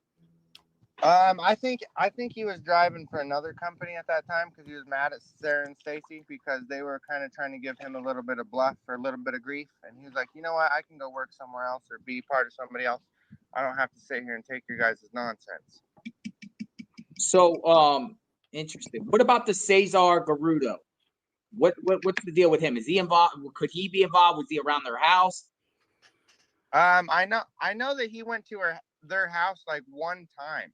Other than that, me and Stacy went to his house one time, and he had a couple other friends over there, and they were just kind of hanging out and chilling with a couple other people.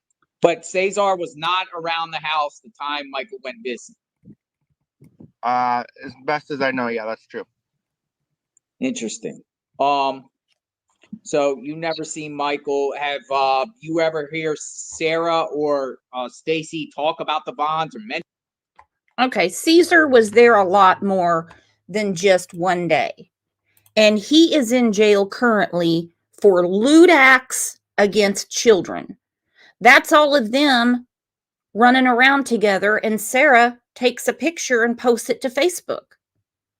He wasn't just there one day. And again, he's in jail. He's in jail for lewd acts. Mention the Vons or say anything? Never once. Not even. The only time I heard them ever mention the Vons is when they stopped the car that day and they said, "Hey, there's somebody that's missing in the neighborhood. His name's Michael Vaughn. Do you guys know him or know where he went?" That was the first time that came up to my attention. And then as far So this is a big contradiction to me. I might be reaching too far. So he says they had heard about a missing child. They said they need the missing persons report, and they started looking for him. Then they trade cars and they get Carson's. Correct me if I have the timeline wrong. Now he's saying never ever, except one time we were driving through the neighborhood. He almost makes it sound like it was a different day. And they stop the car and say, "Hey, there's a little boy missing around here. Have you guys seen him? Or do you know where he went?" Yeah, again with that language, again with that never ever before, never ever except for one time. That's part of his those are lies whenever he talks like that. I mean, I pick it up because it's just something that he's done at least 3 times in this interview already. So he's asked him basically the same question, just phrased a different way. Mm-hmm. And it's confusing him because he's trying to hide the truth. So we go from went to the gas station, got Carson's truck, went back and got milk. He said we had to go to the river, go through the farmer's field because we were looking for the little boy. He said when it happened, I said we have to get the missing persons report.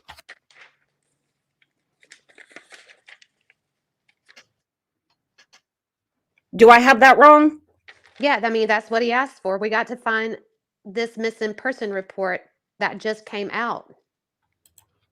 Yeah, I mean, that's what he's looking for. That's what was on my mind right when it happened. So then we go to the RSO's house, who happens to be the next door neighbor. get his truck, and then the night they go to arrest Sarah, she says Michael was buried in the neighbor's yard. Well, they ran dogs through it and they said, no, he wasn't there. The question is, what is when it happened that your first thought was to get the missing persons report? Exactly. Why not just get your ass out of the vehicle and start looking? Well, remember, they only tried to look for Michael. They only tried. I don't know how you just try to do that. You just walk out and you start searching. You don't try to do that. You just do it. So that's a lie. They never went looking for Michael. Well, and the timing is off because Brandy, and she would know, she said the first alert didn't go out until 8:20 p.m. So think about that. Why would you be looking for a missing persons report before the first alert? Well, they obviously knew right when it happened because they were involved. So they are digging around and searching to see either on the news or on their phones to see if the missing person report has come out yet. That's my opinion. Oh, yeah. Then they go back home. He says Stacy's on the couch. Well, if you're concerned about the little boy missing in your neighborhood, why go back home? Right.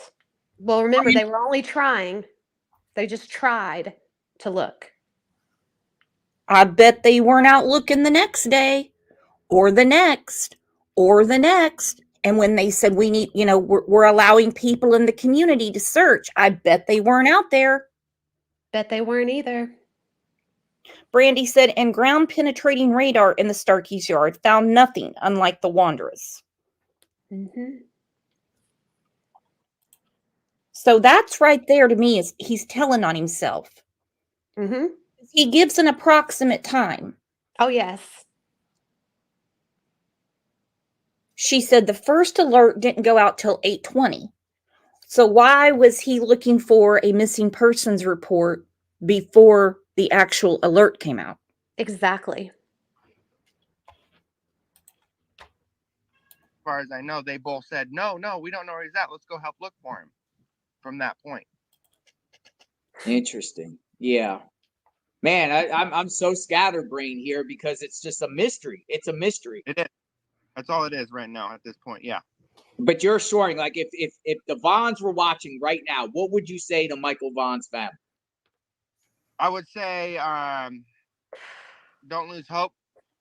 Keep your head up, keep your chin up, and know that he might still be out there somewhere because they never brought him into their house when I was there, not once. Okay, this is what makes my stomach drop and makes me want to start punching things and throwing things, because he says he might still be out there somewhere because they never brought him into their house when I was there, not once. I could throw up. They absolutely did. They absolutely did. He might still be out there somewhere because we didn't ask him why, but he's going to tell us because they never brought him into their house when I was there, not once. And I believe he gulps or does something weird with his facial expression right after he says that. Look at his face, because we know that there was a search of the house and they have evidence that tells them that Michael was in that house. Mm-hmm. Again, if the old RSO would have called the police and say, there's always something weird going on over there. And for some reason, with all the cars they have, they wanted to use my truck. Yeah. What do we always say? Say something, see something, say something. Now, it's not a crime to ask somebody if you can borrow their ride. Right.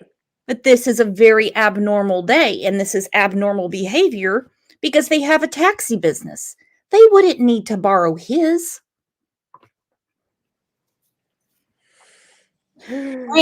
Randy said, we went out on every search. I'd never seen any of these creeps.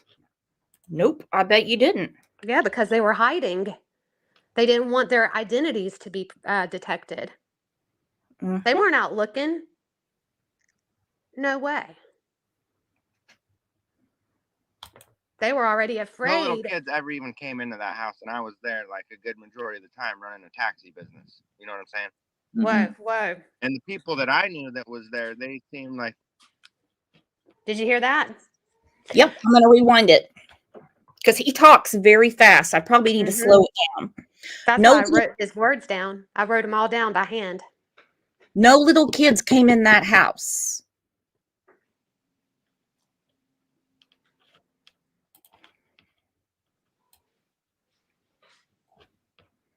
Ever even came into that house, and I was there like a good majority of the time running a taxi business. You know what I'm saying?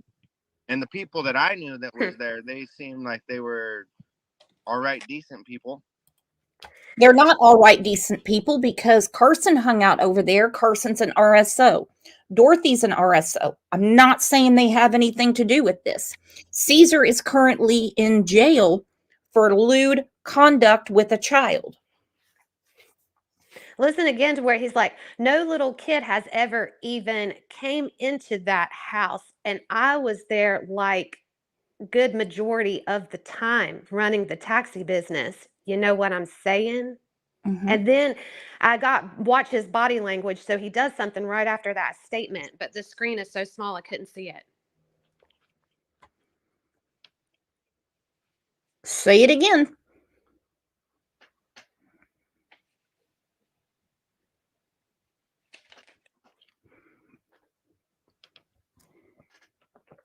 The truth is in here somewhere. Oh, it's definitely. Every time he says something didn't happen, it's the opposite, especially whenever he says has ever even came in or never ever except that one time or never ever before. That's part of his deceptive language. So when he starts saying stuff like that, it's the complete opposite of what actually happened. Yeah, that's the damnedest thing. Criminals don't care about what law is on the books, and they don't care about telling the truth. They care about getting away with their dastardly deeds. Isn't that the shits, Avi? Yeah. They weren't trying to do that. They were just trying to have normal everyday lives, you know? So what's your family think about what's going on? Did you tell them? Yeah, I told them. The police and the detectives and everything, they've been at my mom's house since I've been gone, doing like sighting in Montana and stuff, trying to pay bills, and they're beside themselves and just scared and freaking out. Don't know what's happening, what's going on. So do you feel like the detectives think you're involved, or they just want to ask you more about the Wanderers? What is the detectives' reasons of coming to you? I think they want to find out more about like the Wanderers and their lifestyle of how they are and what they do. And I'm probably the best guy to ask because I was there around them the most at that time.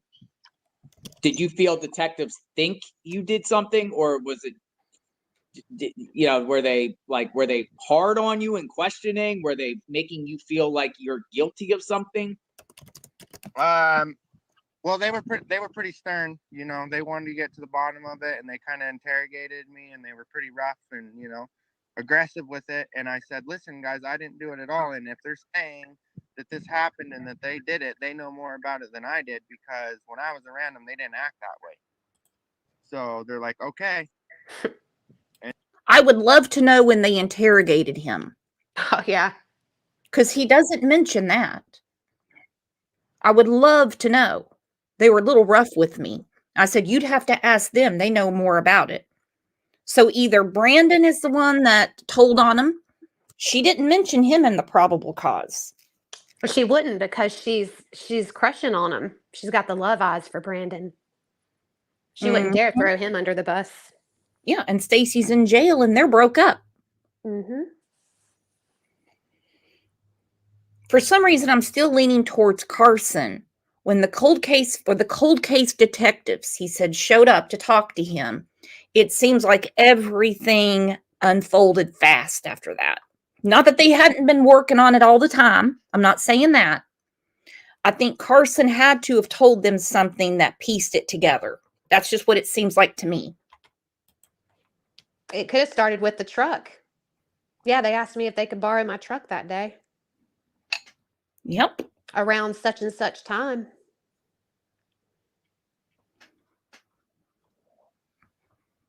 And then from there, it's just been kind of like they hit me hard, and I told them everything I know, and then it's been a stale fish, a standstill, and we're just trying to see like who all was even at that point in time in history. So you're not nervous at all? Are you nervous about being arrested at all or anything? Yeah, that definitely crosses my mind every day, you know, and I know that if All right, there you go. It crosses his mind every day. Hence why he's not in the state of Idaho. He won't go back. Now, he says this is about some charges. Yeah. He said, I will be arrested immediately. And, they're going to talk to me about my marijuana charges, probably due 20 to 30 days in.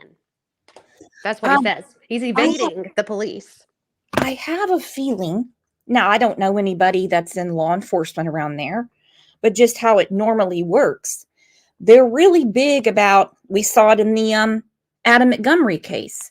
They're big about excusing these charges they don't really care about. Right. To get to what they're really looking for. Exactly. Very similar to the Kylie Rodney case as well. Remember that. They don't care about the underage drinking in this case, they wouldn't care about marijuana, but he's evading the police. Well, and he does have a warrant out, but it's not the type of warrant where they're going to go and bust down his door. It's kind of like if he's out driving around in Idaho, well, maybe there too. I don't know what kind it is for sure. They would bring him in. So that's why he's hiding out. Because once they get him in there for that 20 to 30 days, this weak dude would spill it. You cannot tell me that they would not excuse that warrant for him to tell them exactly where Michael is and what happened that day. Oh, they make deals with the devil all the time to get the answers they need. This is not about marijuana. This is about Monkey, finding Monkey, doing the right thing. For once in your life, Brandon, you can do the right thing. It's possible. We believe in you. You can do it. Yeah. Who cares about 20, 30 days in jail when Michael is missing? Brandon? Exactly. I know you're in here. Why don't you just turn yourself in, tell him everything that happened that day, what led up to it, etc. Because we've seen cases where they've dropped some major charges, especially when it comes to a child. Look at Harmy Montgomery. Oh, God. They dropped, Kayla got the sweetest deal in the world. They gave her freedom on a silver platter to tell what she knows. And of course, when you tell them, they still go and investigate it. So he's going to have to be telling the truth because they're going to know. If you're such a good guy that was trying to tell Stacy how to do the right thing, then why aren't you doing the right thing? Exactly. Because he was involved. In my opinion, I absolutely believe that he was involved in all of it. Mm-hmm. Because we're talking about 20, 30 days in jail to basically pay off some fines or whatever. Because Fine Art on Fire already said, hey, look, I'll pay his fines for him. Go back to Idaho and talk to him. But he said they've already interrogated him.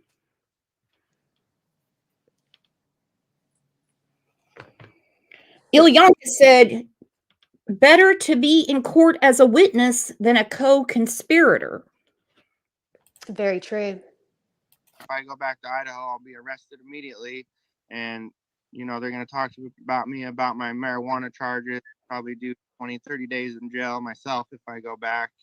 And then from there. So you have pending charges in Idaho? Yeah, I have pending charges in Idaho just from probation and like possession of marijuana. And that's what I was in trouble with those guys for before. I appreciate But, your honesty with that. Appreciate your Yeah. honesty. So you're not going to go back in there and try to settle it, or do you think they're going to extradite you, try to scoop you up there where you're at? I think for now it's just a basis of I need to get back to work and get some money because I still owe them money on those charges. Yeah. So I kind of just came here trying to get to work because the other people I was working for, it was hard to get paid and pay all my bills on time. So Well, the Fine Art on Fire said he'd pay it for you. Hell, Brandon, you know how to get a hold of me. We'll get you back to Idaho, buddy. I sound like Don Wells, buddy. We'll all chip in a little bit and get your fine paid, and you can get back to Idaho. How about that? What do you think? Hey, Trev. Definitely. We've got a great community here, and we're all here for, the same reason, and that's to bring Monkey home. So, yeah, we'll pay the fines and the charges. Hell, we'll even fly your ass back. Oh, We'll yeah. pay your airfare. Yeah. It's not about the money. You got a big community here that we'll all chip in, and we can make it happen. So what's the problem, Brandon? I think we all know what the problem is. Oh, he's in neck deep, and I don't mean in the hot tub. Because this interview was roughly a year ago. And in that time, he couldn't scrape together some money to start paying on his fines. Just start paying on them. Exactly. A lot of times, if you make a payment arrangement, they'll drop the warrant. They don't want to mess with you. They don't care about your pot charge, but it is against the law there. So get to paying. And he's been there for a year. That tells me a lot. Yeah, it does. Find a solution to make it peaceful for everyone and kind of find out what's going on here and get to the bottom of it. That's what's on my mind right now. Did detectives ask you about any other names besides the Wanderers? They say any names? The biggest names that are coming up right now on this is Stacy, Sarah, Adrian, that Garudo. Yeah, Cesar Garudo and me, and I think that's it from that very day. No mention of Starkeys. The Starkeys, I know that they had previous charges from stuff, whatever they did in their life before. I don't even know. But yeah, they said that they went to their house and asked them. They asked Mr. Carson Starkey and his mother that was hanging out there, and they questioned Dorothy, his ex-wife, that she can't really hear that good. She has to write everything down on paper and what she heard or seen or knows or anything like that. So I know that they've been there. I know they dug up the yard, and it's a big case, big thing here. So you've been so now you've been Googling around following this case? Yeah, and yes, sir. And then I seen your YouTube that you put out this morning, you know what I mean? And my picture right next to those guys, and that's when it really started to hit home. And I was like, I got to find everything I can do to help. I don't even care about me and my freedom anymore. I need to figure out what's going on here and stop the lying and bring the truth to everything that I can. Okay, well, take the Listen money. to that. Did you hear that statement? Did you hear what he just said? He said, I don't even care about me and my freedom anymore. I need to figure out what's going on here and stop the lying and bring the truth to everything I can. So he admits he's lying. And that he's admitted that he's lied in the past. 20, 30 days on a pot charge is a lot better than life or the death penalty. We're going to get to that. So what is it, Brandon? We have several people in here that says they'll pay your fines. They'll even get you a flight home. Get this behind you. Look right there, $2 from Slim. Look at that. Thank you, Slim. You see that, Brandon? There you go. Look at that. Aggie says, call me, Brandon. I'll pay you first class for you and pay your fine. There you go. So then you don't have to worry about whatever peanuts you've saved up in the last year to take care of your fines.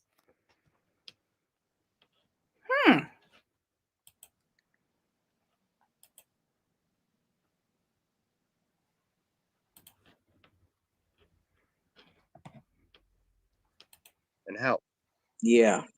Do you think? Well, and this is where he says once he gets the money for his fines, then he'll go help. All they need is a phone call and the truth. That's all they need. The day that Michael disappeared, the evening that Michael disappeared, you went and got the neighbor's truck and then went back to find Stacy on the couch. You didn't stay out looking for him. You asked for a missing persons report before the official report came out. He says, I don't even care about me and my freedom. Well, then why are you evading the police, Brandon? If you don't care, if you don't even care. For real. He's lying. Why are you evading it? If you don't care about your freedom, then what's 20, 30 days? Then you don't have to sit around and save your pennies. You'll just sit it out in jail and then go about your merry life, right? Unless you know you can't. You already said, I think about it every day. I think about it every day. I wouldn't be thinking about getting arrested every day unless I knew I did something. Exactly. Does anybody here think about every day about eventually being arrested? No. And thank you, Miranda, for the super sticker. And she said, bring Monkey home. Truth to light, exactly. He's not going to get the 30 days in jail if he talks. If he is honest and tells them, they're not going to have him sit there for 30 days. Unless he can't, because they know way more. So while we have his attention, this is what he really needs to be thinking about, okay? Idaho uses the death penalty. As we know, Bryan Kohberger is a death penalty case. Also, several months ago, they announced that Idaho okays a death warrant for this guy, Gerald Pizzuto. So what's it going to be? Listen up, Brandon. Listen up, Stacy. Listen up, Adrian, because Sarah can't do it. We're not talking about your freedom anymore because Idaho uses the death penalty. And nothing is going to get you the death penalty in a state more than hurting a child. And I have to be gentle with that statement. You know what I mean.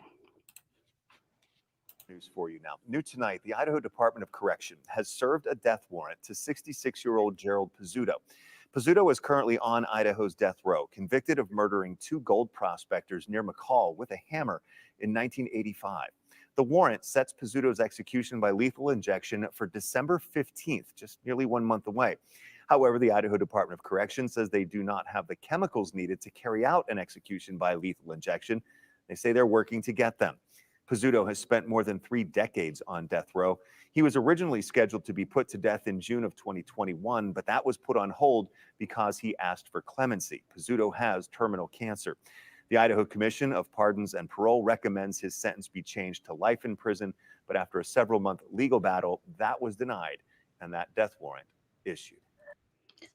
That death warrant is issued, Brandon, Stacy, and Adrian, knowing that the guy's going to die anyway. I believe that they've already done it, and he's gone.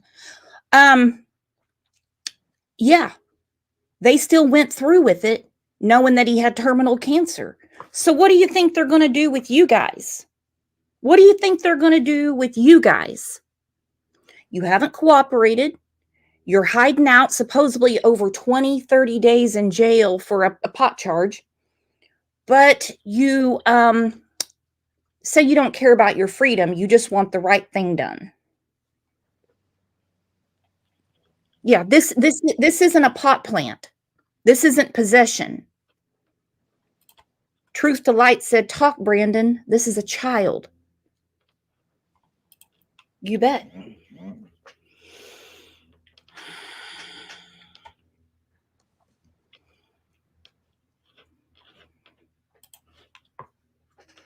If they're going to sign a death warrant on a man that already has terminal cancer, what do you think they're going to do with people have to be easy with my words because it's YouTube, that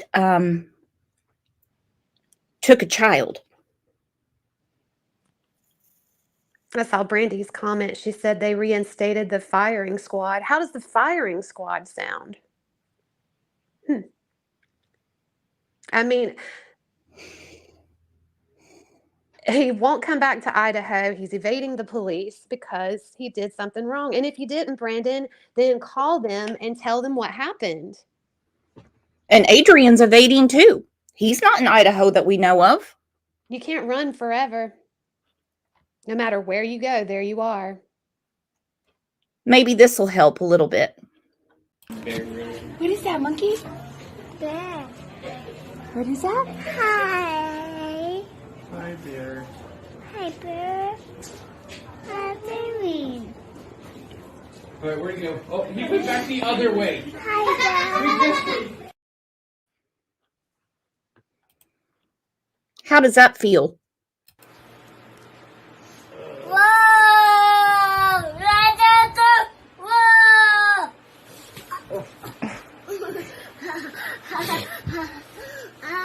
Monkey.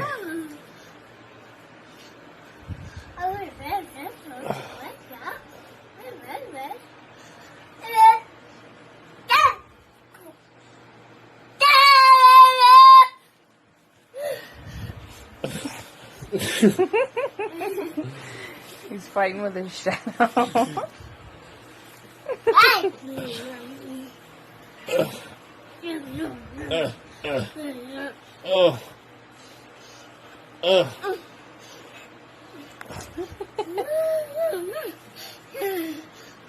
Giddy up.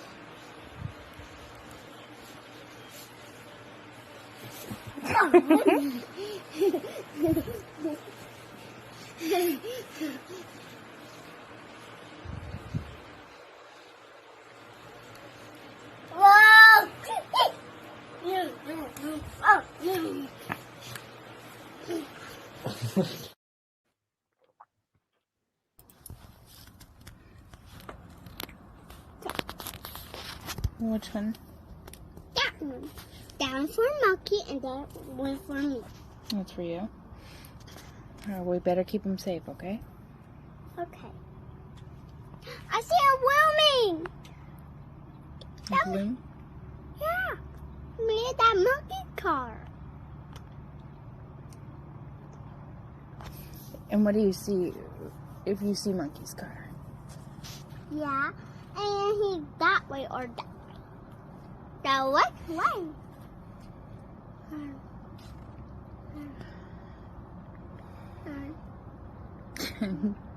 You like that one? He's getting closer.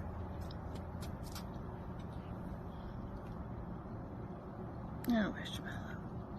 You're sad about Monkey? I am very sad about Monkey, my love. Yeah, me too. I miss him. I miss him so Hey, much. let's draw him a picture. Yeah, let's draw him pictures. More pictures? Lots Yeah. of them? Mhm. Okay. Yeah, let's throw a picture at him and put it on the sidewalk. He sees it. Yeah? I make a sign for him. I make a mermaid. He loves mermaid. He loves mermaids. Okay. All right, well, let's go get the chalks. Mommy's got to go get them.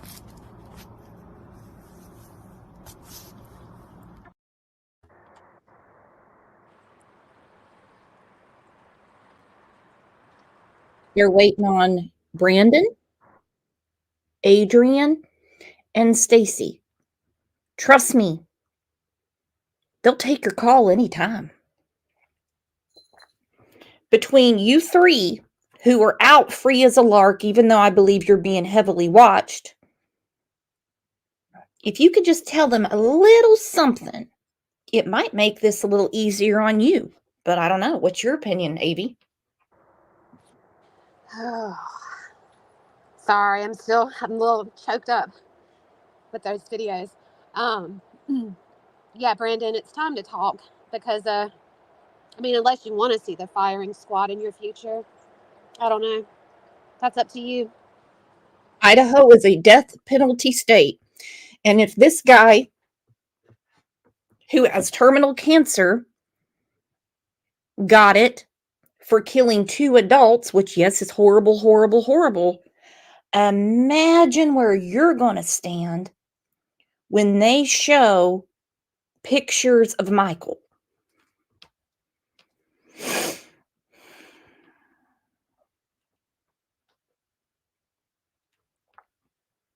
Could you imagine being on a jury in a state that readily uses the death penalty and seeing these videos, seeing pictures of Michael, especially when everything comes out?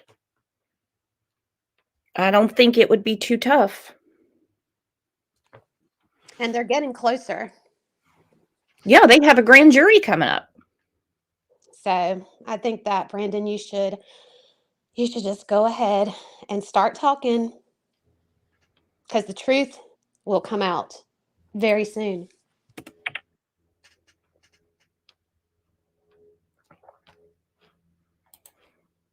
You bet. Well, Avi, I want to say thank you very much to you. You've been heavily, heavily, heavily going through anything you can find on Michael's case. I know we've had a lot of long conversations like, what do you think? What do you think? And I love hearing your passion for Michael, for the family. And I'm putting the link in again. Because if he's sitting there listening to everything, he listens to all of this. He even said he's been following it on Google. The morning he spoke with JLR, he had saw his videos. He knew when they were digging up that backyard, they were coming for him. Yeah, Brandon, why don't you just go ahead and grab the link, and you can dispute anything that we've said, if you want to give your side of the story, or you have anything that you want to say, we'd love to hear from you. Yeah, I'm going to put it up again. And we'll be nice, won't we, Av? Of course. You're going to have the floor, Brandon, because this is for Michael. This isn't about your pot charge. This isn't about running the taxi business. This is not about you in the hot tub. This is all about Michael.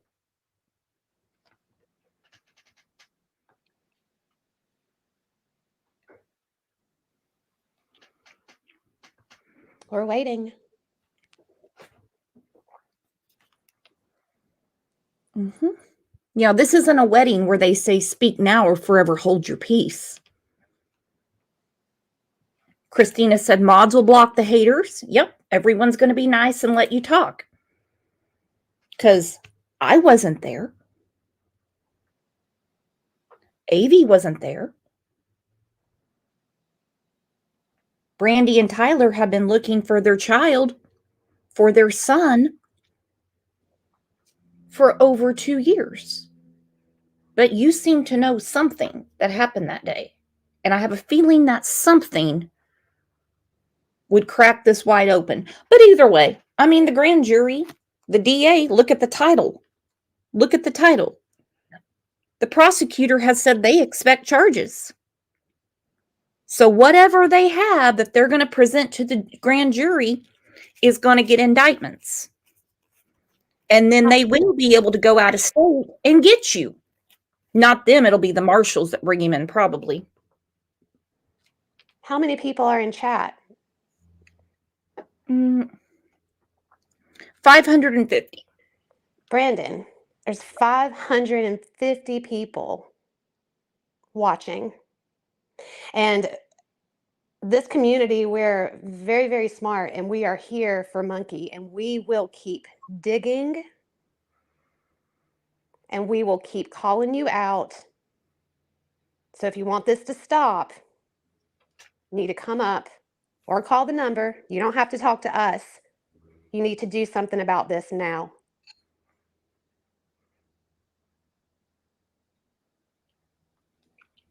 This has been going on too long, and Monkey needs to be brought home. Mm-hmm. Let's have a big round of applause for Avi. I know this is a very hard show. for all of us, but I can tell she's getting very upset.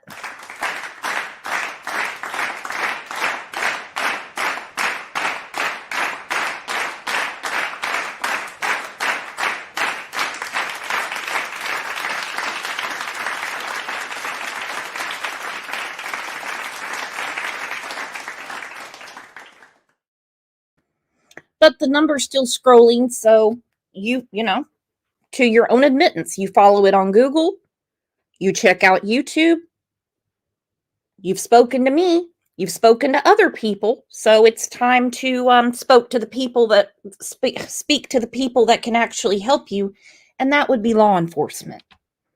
That's what I suggest. You need to call law enforcement. Talking to YouTube isn't going to do anything. 208-642-6006.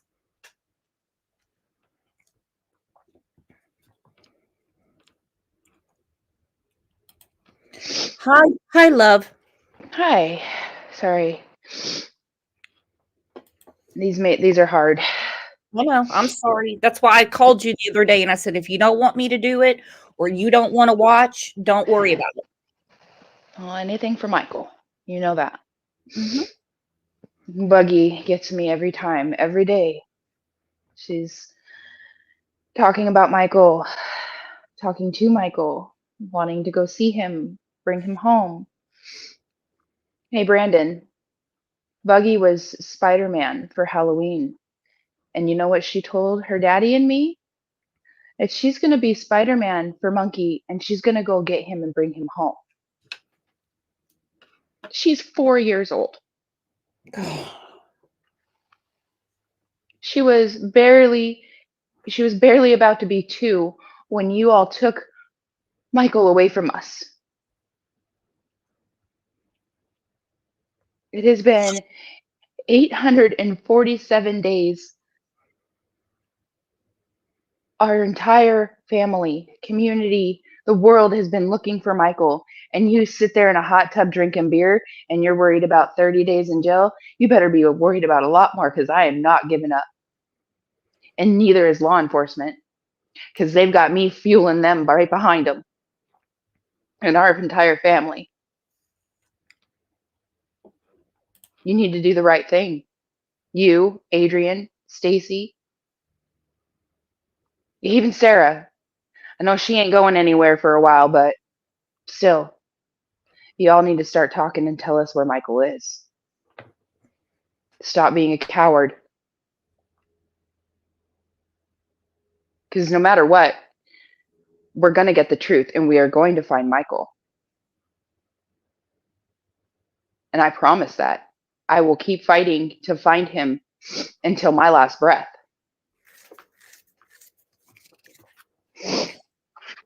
Is there So any you- is there any Oh, sorry. update?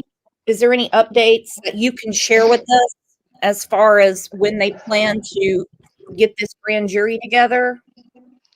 That is all in the prosecuting attorney's hands, and I don't have that information at the Because time. they're held in secret. They're held in Correct. secret. That's the law. I Yes, just yes. they let me in on their secrets sometimes.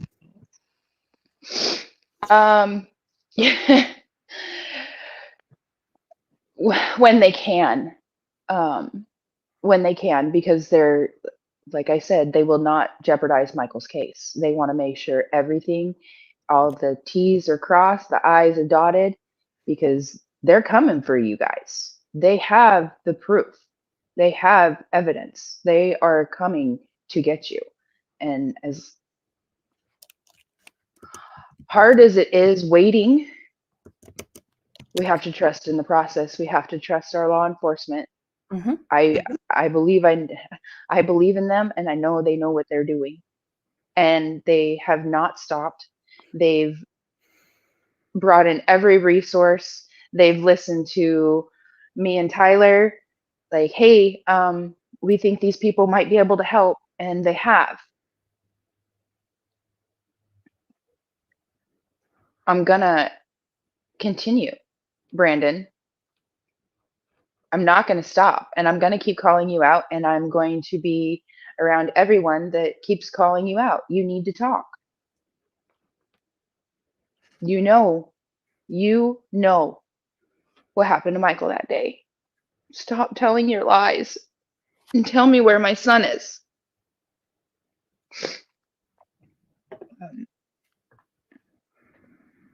Yeah. Would you rather voluntarily speak, or do you really want them to come find you? You're obviously a coward because you've been hiding out all this time. You said that it crosses your mind every day. I think it's on your mind every second you're awake. I hope it is, and I hope it's eating you alive. Yeah, don't you want that to go away? And then you don't have to sit there and think about it all the time? I mean, you're on the run because you don't have money for your fines. We're sitting here telling you, we'll take care of that. Then I'll you pay just your fines. I'll there work a you second job. I'll pay your fines. I will fly you back here my damn self. You go stay at your mama's house. I'm sure she'll have you, right? She loves protecting you. and that's another person. Brandon's mother. You are working so hard to protect Brandon. Think about this mother that is on the screen right now that's been looking tirelessly for her son. Why don't you, mother to mother, do the right thing for her? Either way, it looks like him being a suspect, he's going to get in trouble for this. He's already in trouble and he knows it, or he wouldn't be hiding out. Exactly.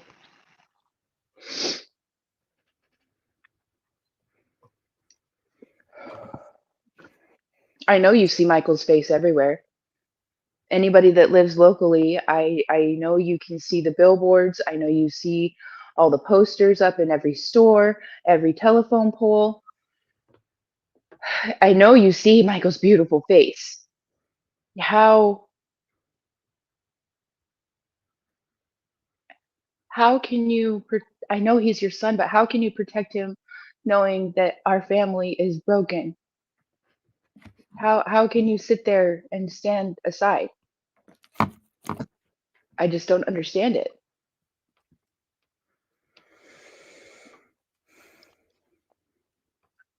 Make it make sense. He just gets involved with the wrong people. No, dear, he's a criminal. And he's been named a suspect in the abduction of my son. A suspect. Not a person of interest, a suspect. So, Brandon, you really need to start talking. You need to come back to Idaho. Tell the truth. Tell me where Michael is, please. Brandon, you said that your mom, obviously, Brandy's hurt and pain, her and Tyler's don't seem to move you. Just like you didn't feel the need after July 27th to tell the police what happened. Think about your own mama, who you said was freaking out, about to have a heart attack. You know, your mom could honestly become an accomplice because the dogs hit on something at her house. Even though she says it's a leaky toilet, they don't hit on leaky toilets. Do you want to spare your own mother? You're obviously a selfish person. We know Michael is not your son. You have your own child. But your mother? Do you want her in jail? Do you want her in trouble? I have a feeling she hasn't been forthcoming. It seems like she's trying to protect you. That's how it looks.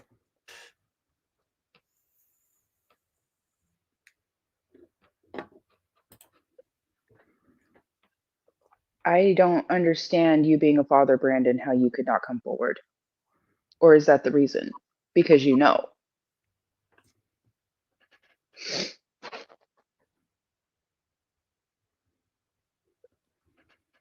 Do the right thing by your child. Do the right thing by Michael. I know Michael's not your child. He's my baby. It's beyond time. They all of them, all four of them. I'm not going to stop. Nobody in this world is going to stop until you tell the truth and own up to what you've done and tell us where Michael is. Brooks, I gotta go.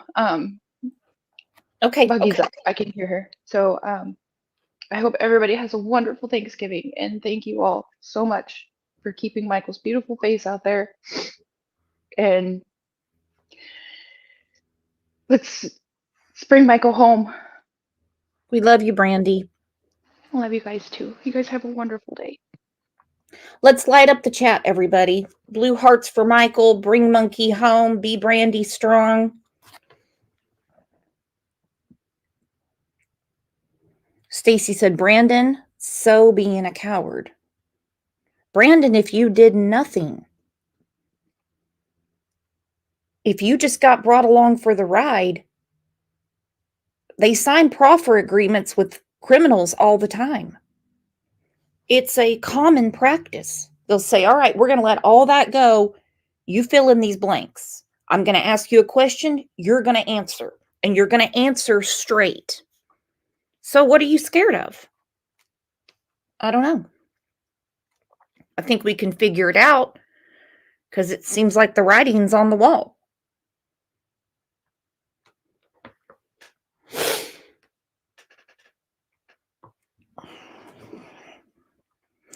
So I want to say thank you to all of you for being here for Michael and his family,